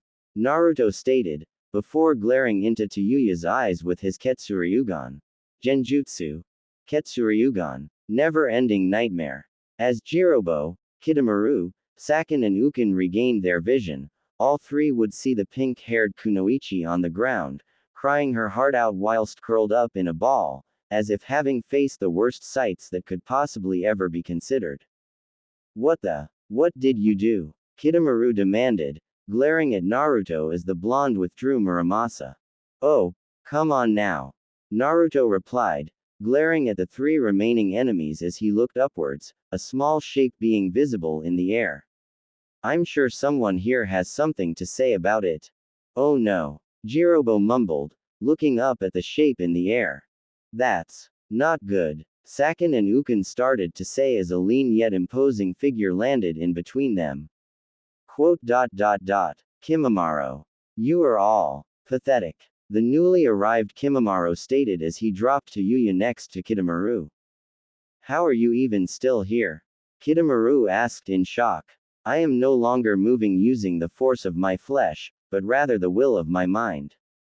Kimimaro stated with a cold tone, now. Get Tayuya out of here. I will not kill any of you three just yet. For you three still have some semblance of use. Kitamura stared at Kimimaro for a moment, as if wanting to come up with a retort, only for Jirobo to place a hand on his shoulder and nod, prompting the six-armed shinobi to back down. Very well, Kitamura stated, picking up Tayuya before leaving with the two other members of the Sound Four. Kimimaro sighed, before turning back towards Naruto. Now, how should I deal with you? However you'd like me to. In fact, it would be preferable to not fight any of you at all. Naruto admitted, however, I am under contract, and, as such, I have no other choice. HMPF, a mercenary.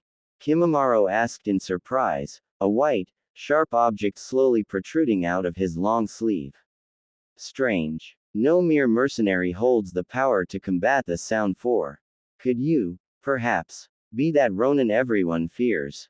Your intuition serves you well, however. I wouldn't say my job is fearmongering. Naruto explained as he held up his blade. From their reactions earlier, you should prove to be a much tougher opponent than those four. That incompetent bunch, Kimimaro questioned, they clearly stood no chance against you. However, let's get this over with. For your sake, I'll end this quick. For my sake, What a shame. Naruto joked. Orochimaru's brainwashed you that much, huh? Kimimaro's eyes narrowed, as he dashed towards Naruto, plunging his arm forward as the white spike in his sleeve pointed outwards, only for Naruto to block it easily by lifting up Muramasa.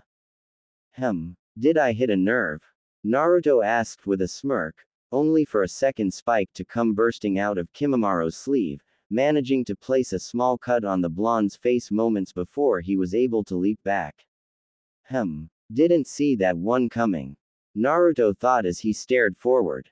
I would advise against speaking on topics you know nothing about, Kimimaro warned, the spikes seemingly retracting back into his arm. Kimimaro narrowed his gaze, dropping the sleeve on his left arm before a small cut opened up on his left shoulder, only for him to reach into it, moments before pulling out the bones consisting of his humerus and his radius, leaving his left arm limp as a sharp edge made itself known on the tip of his bones. Surprised, Kimimaro questioned, the cut closing up as he held his bones as if it were a normal sword, this is my Kekkei Genkai. Isn't it unorthodox? That would be an understatement. Naruto responded as he readied himself, not entirely knowing what to expect as Kimimaro dashed towards him. But, what swordsman would pee up on a chance like this? The blonde sighed, before responding in kind, lifting up Muramasa into the air with both arms as the edge of its blade glowed a serene blue. Naruto dashed forward, meeting Kimimaro in the center as he slashed downwards, clashing with his enemy in the center as sparks flew across the air. Those aren't normal bones, Naruto thought to himself, tilting Muramasa slightly but only managing to scratch the bone sword as he did so. They're as tough as steel. Is it also from his Kekkei Genkai? That blade of his glows. Is it tied to his chakra? Kimimaro hypothesized, jumping backwards before lunging forwards again. Dance of the Camellia. Kimimaro tilted the angle of his bone sword slightly, before repeatedly plunging it forward at high speeds, only for Naruto to respond in kind, launching a series of high-speed counterattacks and parries as sparks would fly non-stop through the air, eventually ending with another clash in the center. Not as bad as I thought, Naruto admitted, gripping tightly onto Muramasa's handle as its blade now glowed with a blazing red light. Likewise, Kimimaro erred, still clashing against Muramasa with his bone sword, only for another bone spike to burst out of his forearm, piercing Naruto's wrist and prompting the blonde to jump back. Touché, Naruto stated, licking his wound for a moment as Kimimaro removed his top entirely, his ribcage seeming to extend out of his torso. You really are an unorthodox opponent, aren't you? Unorthodoxy yours that one remains unpredictable, Kimimaro stated. And orthodoxy ensures one remains efficient, Naruto argued back, switching stances and holding Muramasa in his right hand. You've yet to answer my question. Did I hit a nerve? Kimimaro glared at the blonde for a moment, before launching forward, sharp bones sticking out of his wrists as he launched a flurry of enraged strikes, none managing to meet their mark as Naruto intercepted each of them. Yep. Definitely hit a nerve. Naruto joked as Kimimaro launched forwards once again, only for the blonde to backflip overhead and land a slash on the sound shinobi's back, only managing to form a small cut and draw some blood. Be quiet. You, a Ronin, you know not how it feels to be accepted. Kimimaro growled, black lines emerging throughout his body, you know not how it feels to be of any worth. I serve a master, his name is Orochimaru. And through my service to him, my life has worth. Quite a statement there, Naruto commented, watching as Kimimaro seemed to activate his cursed seal. What do you know of life without being a mere tool? Nothing but pain, suffering, and emptiness. Kimimaro growled, before dashing forwards once again, this time at a much faster pace than before. Well, I so happen to know someone who has long broken out of that outlook on life. Naruto explained, leaning back slightly, only for him to still get cut on the cheek. I'd suggest you talk less, Kimimaro advised, landing cut after cut on Naruto with his new speed and a lack of focus on the part of the blonde. You clearly are. You know, you've introduced your Kekkei Genkai. Naruto began to say, finally fighting back as he intercepted a strike from Kimimaro's hand with Muramasa, flicking his wrist and slicing deep into Kimimaro's left arm. How about I show you mine? Naruto smirked, before jumping back and flailing his arm forward, sending out several chakra chains which soon met their mark, wrapping around Kimimaro and leaving him bound and immobile. What is this? Kimimaro demanded, doing his best to fight back, only for it to all be in vain. Now are you willing to listen? Naruto questioned as he stepped forward. Not to you. Kimimaro growled, a red aura encapsulating his skin, as something akin to a tail protruded from his back. What a spike in chakra. Naruto thought, sensing the sudden disturbance as he jumped back, only for Kimimaro to break out of the chains, now having dark brown skin, several spikes running down his back and a prehensile tail. This is where the real fight begins, I suppose. Now are you willing to listen? Naruto questioned as he stepped forward. Quote. Not to you. Kimimaro growled, a red aura encapsulating his skin, as something akin to a tail protruded from his back. What a spike in chakra.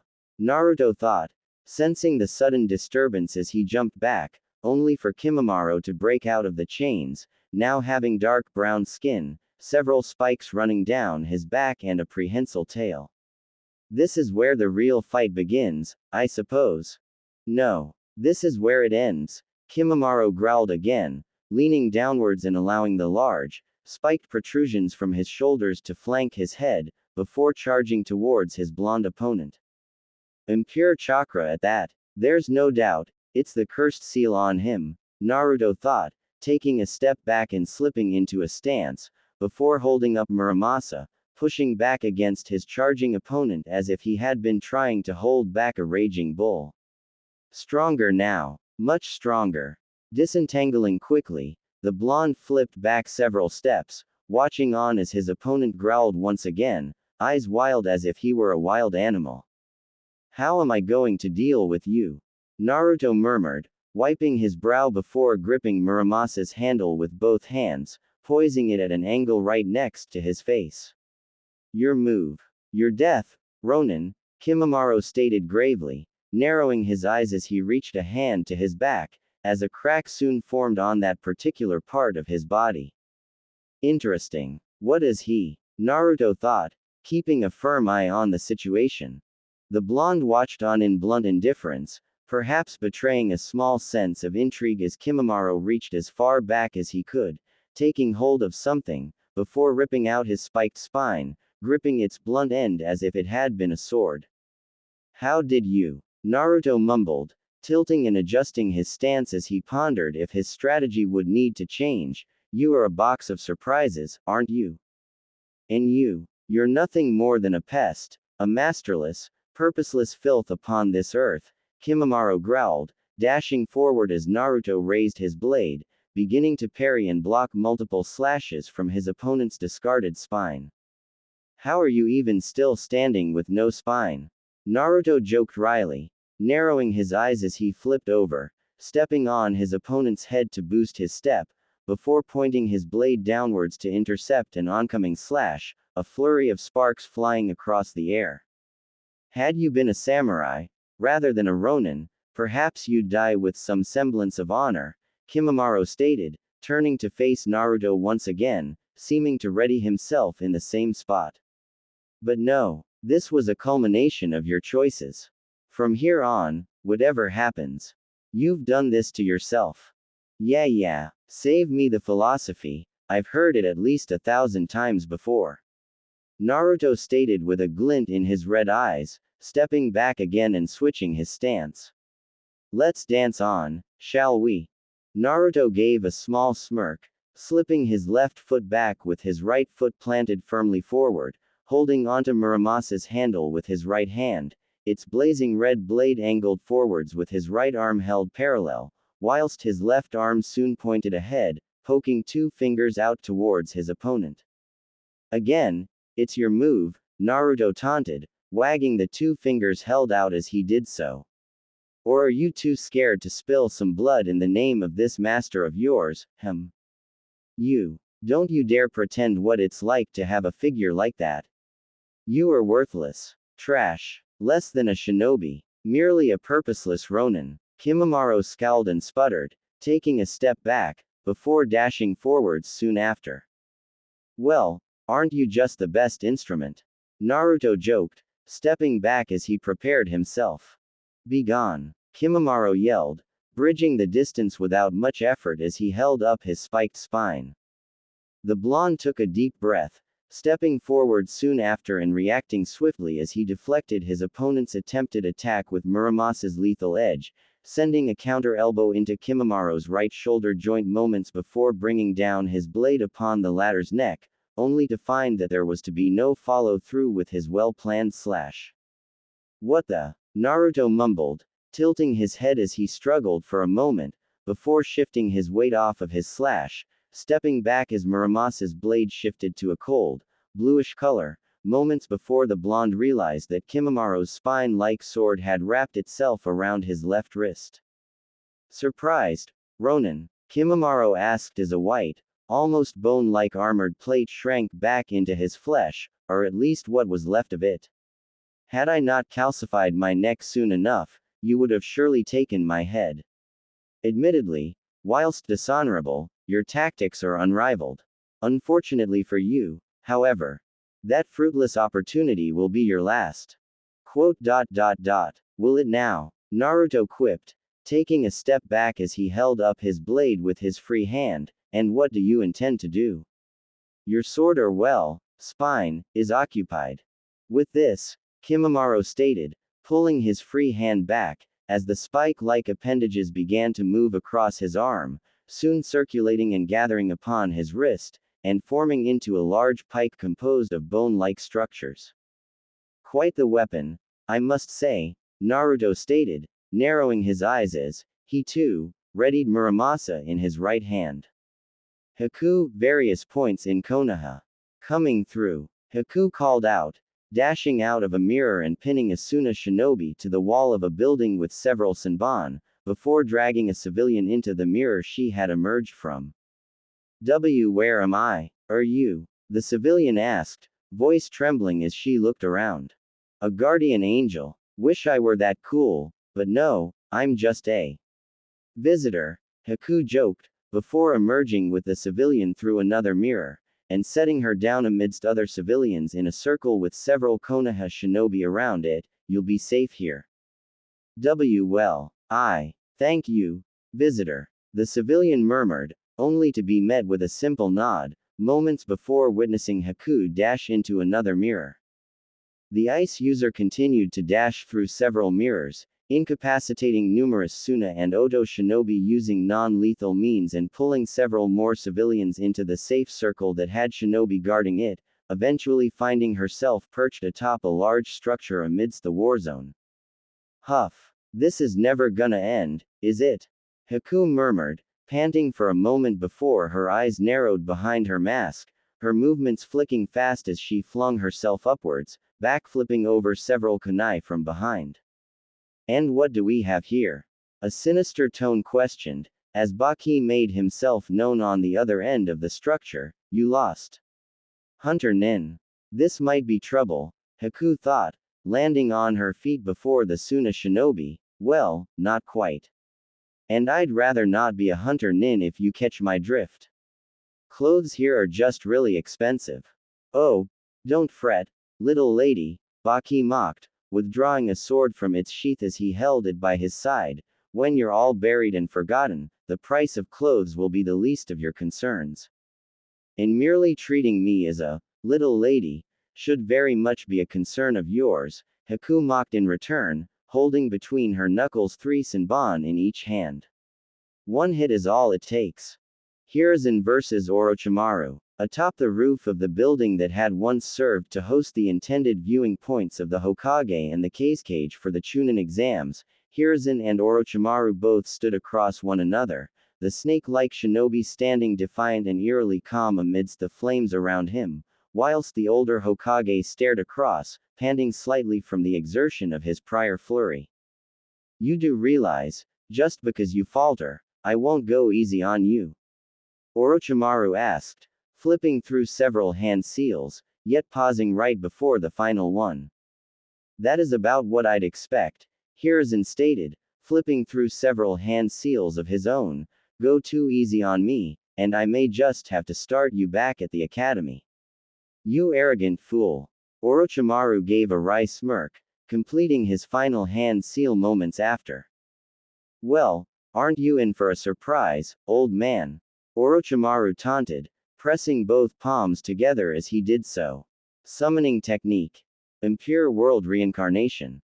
Hiruzen watched on, gritting his teeth as he narrowed his eyes. 2 purple portals appeared in front of Orochimaru, moments before 2 coffins seemed to emerge, labeled, Chu, and, respectively.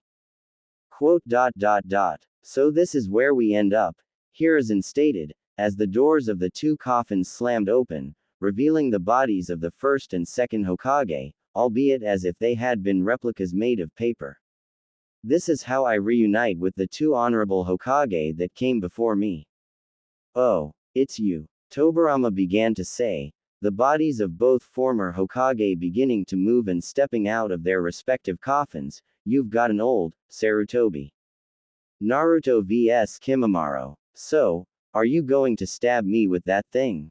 Naruto joked coyly, holding up Muramasa as Kimimaro steadied himself. Or are you going to keep me in this very dreadful suspense, Or perhaps it's just a red herring all this time. Got quite the mouth on you, don't you? Kimimaro asked, tilting his arm upwards. You know, for someone who I've heard had bested the Mizukage, this is all very, very disappointing. You should be ashamed for this showing, considering your reputation. Well, rumors spread fast, don't they? Naruto joked, narrowing his eyes as Kimimaro dashed over, pulling the blonde towards him with the whip-like spine that was wrapped around the latter's wrist. Now, face your fate, Kimimaro growled. Swiftly closing the distance, Kimimaro dashed over, raising his pike-like weapon and jabbing it towards Naruto, only for the blonde to deny his opponent a killing blow with a swift swipe with his blade, moments before going for his opponent's neck once again. Too slow, Naruto taunted, bringing his blade down upon Kimimaro's neck, only for the latter to pull back and refocus, unwrapping his whip-like spine from Naruto's wrist as a result. Very clever, Ronin, Kimimaro stated, the large pike-like weapon around his arm shattering into pieces moments after. Whilst your reputation may perhaps have been exaggerated, your tactics remain near unmatched. Perhaps, you will prove to be worthy prey after all. The bone-wielding shinobi took a step back, spine whipping from the handle held within his hand, only for him to begin coughing, with blood being expelled from his lips upon each rasp. Not the healthiest, I presume? Naruto questioned, tilting his head as he lowered his blade for a moment.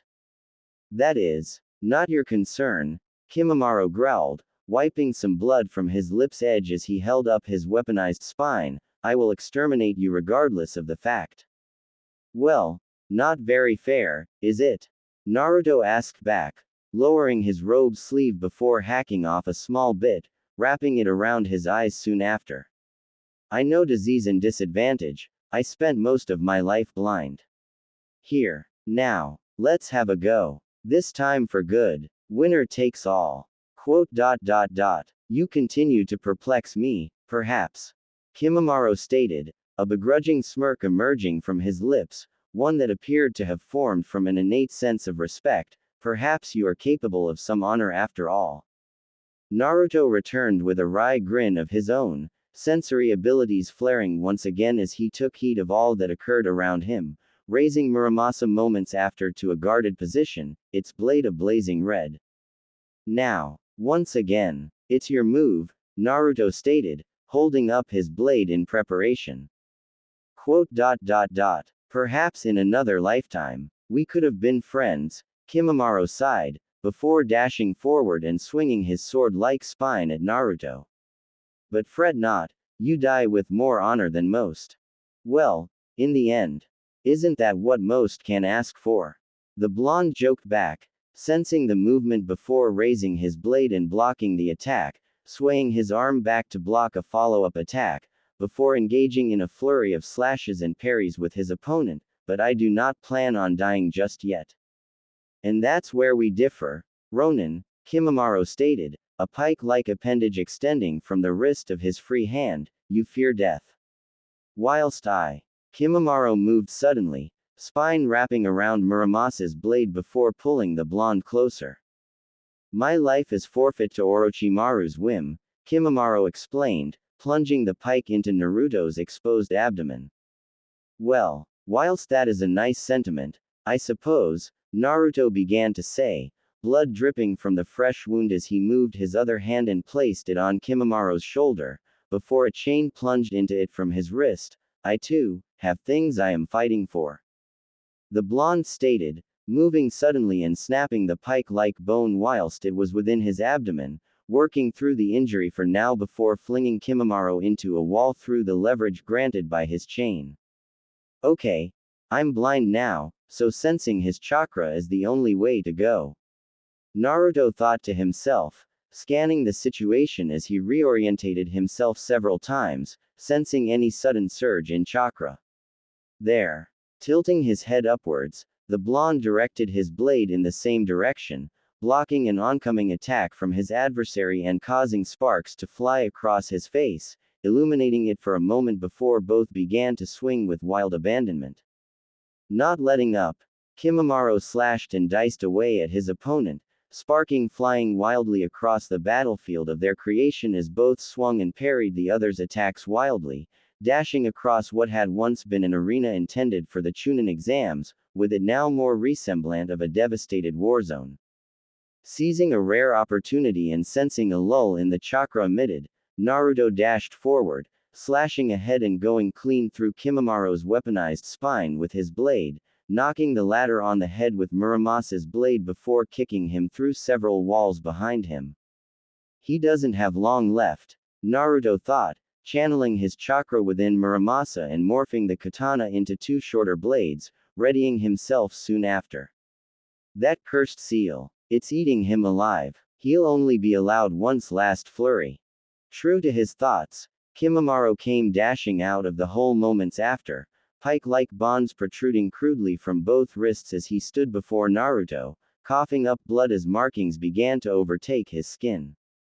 End of the line, Naruto stated, blades glinting in the makeshift battleground, whilst dark clouds gathered overhead and the first drops of water began to fall upon the earth. We both know that. Kimimaro panted for a moment, coughing up some blood as a bolt of lightning struck inches behind him, illuminating the wounds from the blonde's attacks and markings from the cursed seal across his body. Then, why waste more time? Kimimaro stated, pulling back a leg once again. It's been an honor. Likewise, Naruto sighed before dashing ahead. Inches apart from one another, both adversaries slashed at one another with their twin weapons, meeting heavy slash with swift parry as neither seemed willing to let up, the blonde using his chains in an attempt to gain some form of advantage, whilst Kimimaro bombarded Naruto with repeated bone-like projectiles from his fingertips. Before long, the tides shifted, as Naruto dug the blade in his left hand into his opponent's shoulder, using the leverage as he leapt up, spinning and sinking his foot into Kimimaro's face, causing the latter to spew more blood in the process. Not willing to linger too long, the blonde leapt back, dragging his blade out of Kimimaro's shoulder moments after, standing before his adversary once again. A long silence followed, broken frequently by Kimimaro's panting, as the protrusions from his wrists soon sank back into his flesh, the large, pike-like weapon beginning to form around his right arm again. Sensing this change in chakra, the blonde took a step back, displaying some semblance of understanding of the situation as he merged Muramasa into a singular blade once again. Before long, both dashed towards one another. Kimimaro, with the force and hatred of his dark master behind him, jabbed forth with the spear of a hand he had left, whilst Naruto, someone who had worked as hard as he could to avoid having a master, plunged straight ahead with Muramasa's blazing red tip. Once again, a strange, discomforting silence fell upon the battlefield, broken temporarily by the sound of blood dripping steadily onto the ground, before being broken permanently by the sound of Kimimaro slumping onto his knees, his right arm bound back by a chain emerging from his shoulder that had been looped around a wall. Huff. Well played, Ronin, Kimimaro grunted, falling forward onto his stomach as his eyes shut soon after. Enjoy. My last gift. Last gift. What? Naruto asked, tilting his head as he looked over at the body lying in front of him, a crack falling upon it moments after. Oh, well played. Haku versus Baki. Stand still. Baki yelled out, flinging several kunai and shuriken at his cryogenic opponent, whilst Haku pranced and dodged around, with or without her mirrors alike. Gotta do better with hitting me. I'll say, You seem worse for wear, Haku joked, flipping over and launching another Senbon forth, adding to the many already sticking out of the Suna shinobi. Now, just gotta whoa. Haku landed on her feet once again, only for the ground to rumble as she was forced back, soon finding herself hanging off the edge, hand struggling to hold onto the ledge as bone-like spikes emerged on the grounds below. No biggie, just gotta make a mirror and, Haku began to think, forming a mirror under her, only for a hand to grab onto her wrist.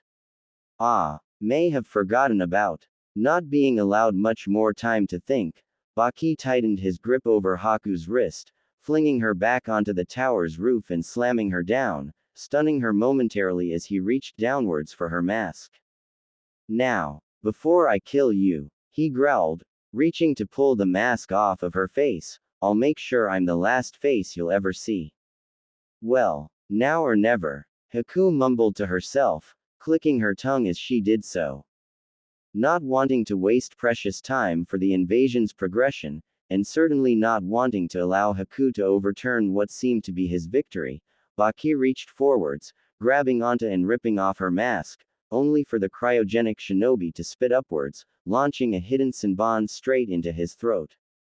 Huff. Only takes one hit, Haku stated, slowly standing back up as Baki collapsed onto his back, Senbon sticking out of his neck.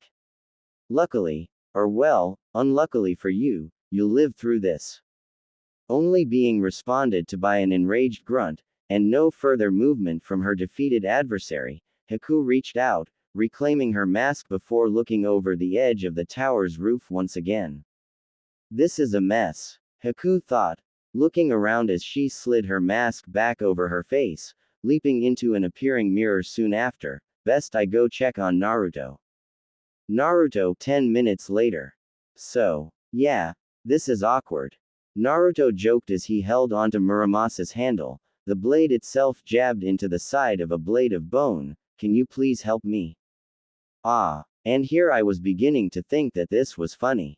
Haku joked as her feet were planted upon the bone blade at an impossible angle, allowing her to stand as if she had been on the ground. You're telling me you can't walk on perpendicular surfaces with chakra at your feet? Not the time. There's still an incursion going on, Naruto explained, swinging a little off of the handle, before pulling the blade out and landing next to Haku, clinging onto the surface via the same technique Haku employed. What now? Haku opened her mouth, seeming ready to respond to the sudden question, only to be interrupted by a rumbling of the ground. That, for one, might be the priority, Haku joked as she placed a hand on Naruto's shoulder. Wanna go be a hero again?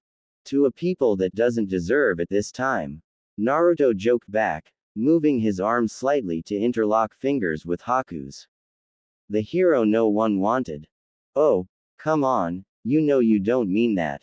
Haku giggled with a sigh, leaning in to place a quick peck on his cheek. Come on then. Let's go save those who you don't think deserve to be saved. The blonde sighed, nodding to Haku before falling back into a mirror she created.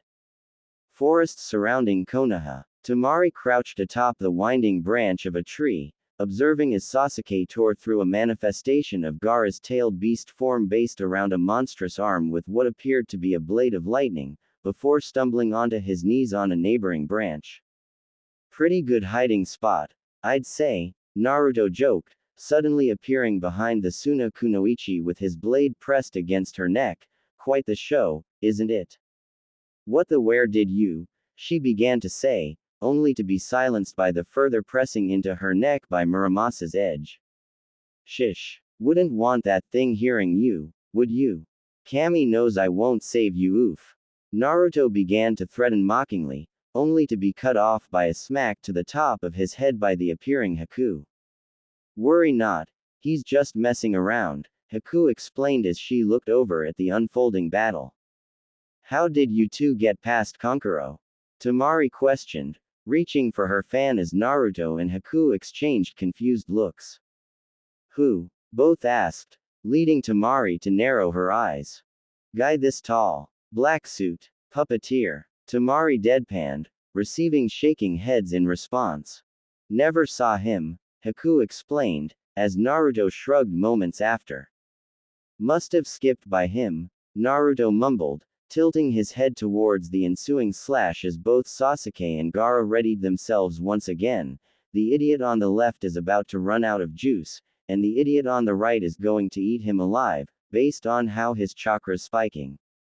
The Jinchuriki, Wonder what gave that away, Temari quipped, chuckling slightly to try and calm herself. Surely not the errand tail flowing around. No, Naruto joked back, observing the patterns of chakra being put on display. Not the time for jokes. Haku stated firmly, turning towards Naruto moments after. Are we going with your plan? Or mine? Plan? Temari inquired, looking genuinely curious as Gaara shrieked and dashed towards Sasuke. Oh, right, when your brother there fully transforms. Naruto began to say, unsheathing holding Muramasa up by the handle moments after. I'm going to cut him right in half. And? Temari asked, stunned by this statement. And I seal the one-tailed beast, Naruto explained, nodding to himself as Sasuke crashed into the trunk of a tree. That's it. Temari deadpanned once more, shaking her head. You expect that to work? Have you ever tried it before? Yeah, on the three-tailed beast, Naruto replied, waiting for an opportunity as Sasuke laid motionless on the ground, rendered immobile due to the cursed seal's effects. Did it work then? Temari questioned. Not one bit, Naruto stated, but I've been practicing. Quote. Honestly, at this point, I'm not sure what to think anymore. Temari mumbled in defeat, leaning against the trunk of the tree they were standing on. Oh, believe me, if anyone's going to do it. Haku joked, creating a mirror next to her and giving Naruto a thumbs up. It'll be him. He'll create some miracle that has me doubting my existence. So, are the stories about him true? He is that Ronin that everyone talks about? Temari asked, watching as Naruto dashed into the mirror formed. Well, true to a certain extent, Haku explained, looking upwards and smirking through her mask.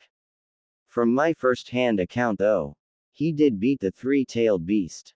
Gaara clawed forward, a monstrous arm comprised of sand reaching ahead to end the immobilized Sasuke's existence, only for a swift slash from a blade to hack off the arm before a quick punch knocked Gaara aside. You, Sasuke called out, before rolling over in pain as he glared up at Naruto. Yep, the one who saved your life, now. Naruto began to say, turning over before holding up a seal. Sit still now, this will sting. What will sting ga? Sasuke shrieked as Naruto pressed the paper over the cursed seal on Sasuke's neck, pressing it firmly over the accursed symbol as the errand markings around the Uchiha's face and body receded into their origins. There. It should probably hurt less now, Naruto stated, turning his head before crouching down slightly, deflecting several bolts of sand fired towards the two of them. Where are your teammates? Who knows? Sasuke grunted, slowly sitting upright whilst trying to catch his breath. That Gaara. He's a monster. Something about him, it pierces deep. Yeah, that's about how I'd describe it.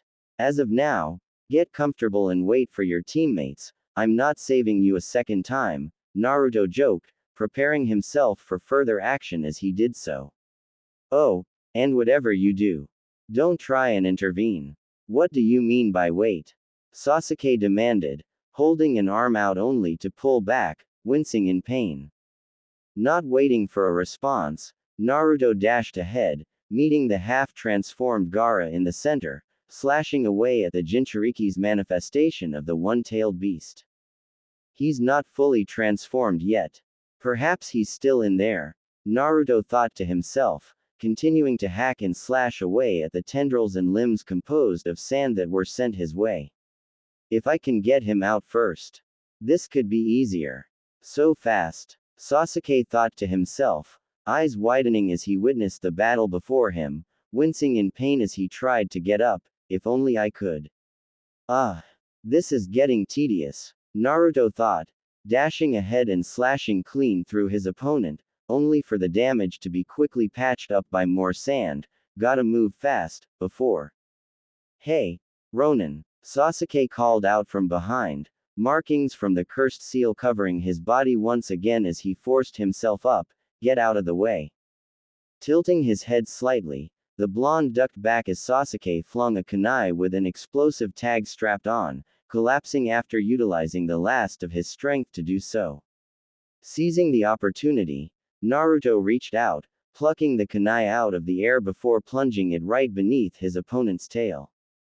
Unexpected, but won't feel too good, Naruto joked, throwing a swift punch before ducking back as the kunai combusted, before exploding and launching Gaara into a tree. That probably isn't that good. No, there's no way. The half-transformed Gaara growled, sand encapsulating his body once again as he slowly stood up. I refuse. I can't. I won't lose to somebody like you. Oh no. He's doing it. Tamari warned, watching from a distant tree as Haku did her best to help bandage the Suna Kunoichi's wounds. The half-transformed Gaara growled and roared in defiance, the ground shaking as he did, before a large cloud of smoke surrounded the grounds of which they stood, leaving behind a large, monstrous tanuki in its stead. What is that? Sasuke grunted, looking up slowly through the pain. Yep, and here we go, Naruto sighed, tilting his head upwards and watching as the monstrous claw of the unleashed one-tailed beast loomed overhead. Uzumaki bladework. Uzumaki. No, couldn't be. Surely not. Sasuke thought to himself, overhearing Naruto's mumbles as his mind raced to a logical conclusion. How did he get this strong? How is he not dead? Fourth form. Wind Scar, Naruto mumbled to himself, lifting Muramasa before pushing himself off of the branch he stood on, launching into the Biju's large claw. As a gust of wind would, Naruto leapt up, slashing relentlessly at the Biju's arm, before delivering a final slash that just managed to lob it cleanly off, causing a loud shriek from his monstrous adversary. What? How? Shukaku demanded, growling in pain and fury as large eyes fell upon the Ronin standing upon his shoulder, right next to his severed stump of an arm, where sand slowly flowed over to try and rebuild it. Just. Who are you? Me. How? Well, all that can be answered easily, Naruto joked, flipping Muramasa over and swapping his stance. I'm the one who killed that crab turtle, brother you had. Crab turtle, Isobu, Shukaku demanded, voice beginning to shake as the ramifications of Naruto's claim began to set in. You managed to overpower a Biju. In sync with his Jinchuriki. Pretty much. Wanna see who's in sync with theirs? Naruto asked, removing the cloth around his eyes before the pupils within them glowed a deep crimson, black slits emerging within them. No, it can't be. Shukaku trembled, attempting to move and flee, only to realize his large legs had been bounded to the ground by chains composed of pure chakra. Oh, yes it can, dear brother, the blonde chuckled in Kurama's voice, before returning to his own, Uzumaki bladework, 9th form. Soul severance. With the orange-red aura of the Kyuubi surrounding his form, Naruto took a step back in preparation. Muramasa held in a reverse grip as its blade glowed a blazing red before the blonde dashed forward at impossible speeds, swinging his arm in a wide arc and splitting Shukaku directly in two through his large body. Impasse. Blay. Shukaku sputtered, its form soon collapsing and vanishing in a cloud of smoke, allowing Naruto to catch a falling and unconscious Gaara in midair. Now that's sorted, Naruto began to say, tilting his head back at the destroyed forest whilst carrying the unconscious Gaara on his back. Might finally be over. Tamari and Haku, 2 minutes later. He did it. Tamari stammered in disbelief as Haku gave a small giggle. Told you he would, Haku joked whilst looking down from the treetop they stood on, watching as Naruto carried Gaara on his back, before pointing to the arriving Sakura in the direction in which Sasuke had been last seen. Yeah, but didn't think it'd be so. Tamari continued. Easy. Well, he certainly makes it seem so, doesn't he? Haku joked as Naruto soon leapt up onto the treetop with the unconscious Gaara and Kankuro in tow. Ah, there you are. Well done. Whoever put the seal on must have been waiting for disaster to happen, Naruto stated as he placed Gaara and Kankuro next to the kneeling Tamari. I've replaced it now with one of my own. Wow, you didn't need to. Tamari stated as she looked up slowly at Naruto, giving a small smile as she wiped a tear from her eye. Thank you. That's very kind of you. It's all right. Please don't worry, Naruto urged as he looked over. Now, best you get going with your brothers. I don't think Konoha would take too kindly to you three now that you've lost, unless you interject. Oh, no, of course not, we'll leave now. Tamari urged, moving to pick up her brothers before turning once again. One more thing, Naruto began to say as Haku moved over to hug his side, an impish grin on her face as Naruto continued, can we get a free trip to Suna? What? Tamari asked, not believing for a second she had correctly heard what the Ronin had said. Let me repeat, Naruto began to say once again, as repayment for letting you go. Can we get a free trip to Suna with all expenses covered? Of course. Wow, that's not what I expected. Tamari joked as she nodded, I'll do my best to have it arranged. Thank you very much, we can't wait. Haku giggled as she leaned in to kiss Naruto tenderly. Hee. And now I have you all to myself again. So damn jealous. Tamari grumbled internally, watching with a slight blush for a moment before quickly taking her leave and leaping away with her brothers in tow. Chunin exams. Epilogue, present day. Naruto slowly walked out of the Hokage's office, slamming the door behind him before walking up towards Haku, who was already waiting outside the office. No luck? Haku asked, only to be met with a shaking head in response. Well, what did we expect, huh? What was in the contract? No clue. I tore it up before reading it, Naruto replied, leading to a confused look from Haku. Come again? Haku asked, tilting her head slightly as she did, it's not like you to not read through a contract first, or well, feel through it. I'm not going to read, let alone agree to, whatever those greedy tell me to do, Naruto urged as he brought Haku up into his arms, as long as I have you, I'll be fine. And the first step to keeping you safe would be to decline any offer those elders make. But, then, what now? Haku questioned, placing her arms as best she could around Naruto as well, we can't possibly stay in Konoha any longer. Considering the circumstances, the Land of Iron is the best choice, even if I haven't visited in a while, I still see it as my home. Naruto explained as he began to walk out of the building before jumping around on several rooftops. I won't drop you, don't worry. I've never been worried about that, Naruto-kun, Haku urged as she clung closely to him, though. About that vacation. Right then, Naruto joked, sighing before shaking his head, onto Suna first, then. As the two leapt off towards Konoha's gates in a fate uncertain, Naruto suddenly paused in his steps, setting Haku down by the gates moments after. Give me a second, alright? Naruto asked, giving Haku a quick peck on the cheek before vanishing from sight, reappearing behind a tree soon after. You know, if you wanted to speak to me, you could have just stopped me.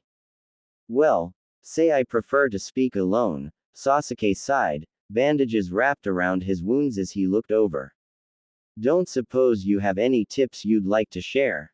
Whilst, well, we might have gotten off to a rocky start, but I'd like to apologize. For everything. Tips. Like, what kind? Naruto asked, tilting his head in amusement. To get stronger, Sasuke explained, Would like to know how you got this strong.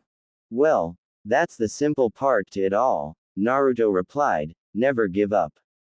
Set targets for yourself, and, well, have something to protect.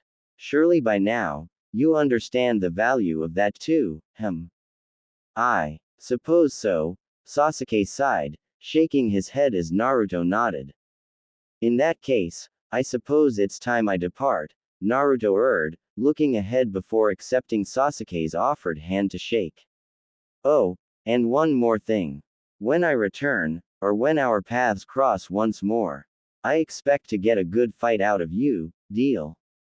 Quote. Deal, Sasuke urged, a rare smile coming over his face. I'll get as strong as you. Eventually, anyhow. In which case, good luck, Naruto stated, nodding his head before vanishing once again and appearing by Haku's side. Right. Ready to go. Well, I was ready already. What were you doing? Haku inquired, moving and climbing onto Naruto's back once again. Simply put, what you did for me, Naruto joked, patting his partner on her head before beginning to move out of the village once again. Give hope and inspire others, that there will be a day where it won't rain. I doubt that's what you did, but all right, Haku joked in return, sighing as she nuzzled against his back. Now, let's get going, nay.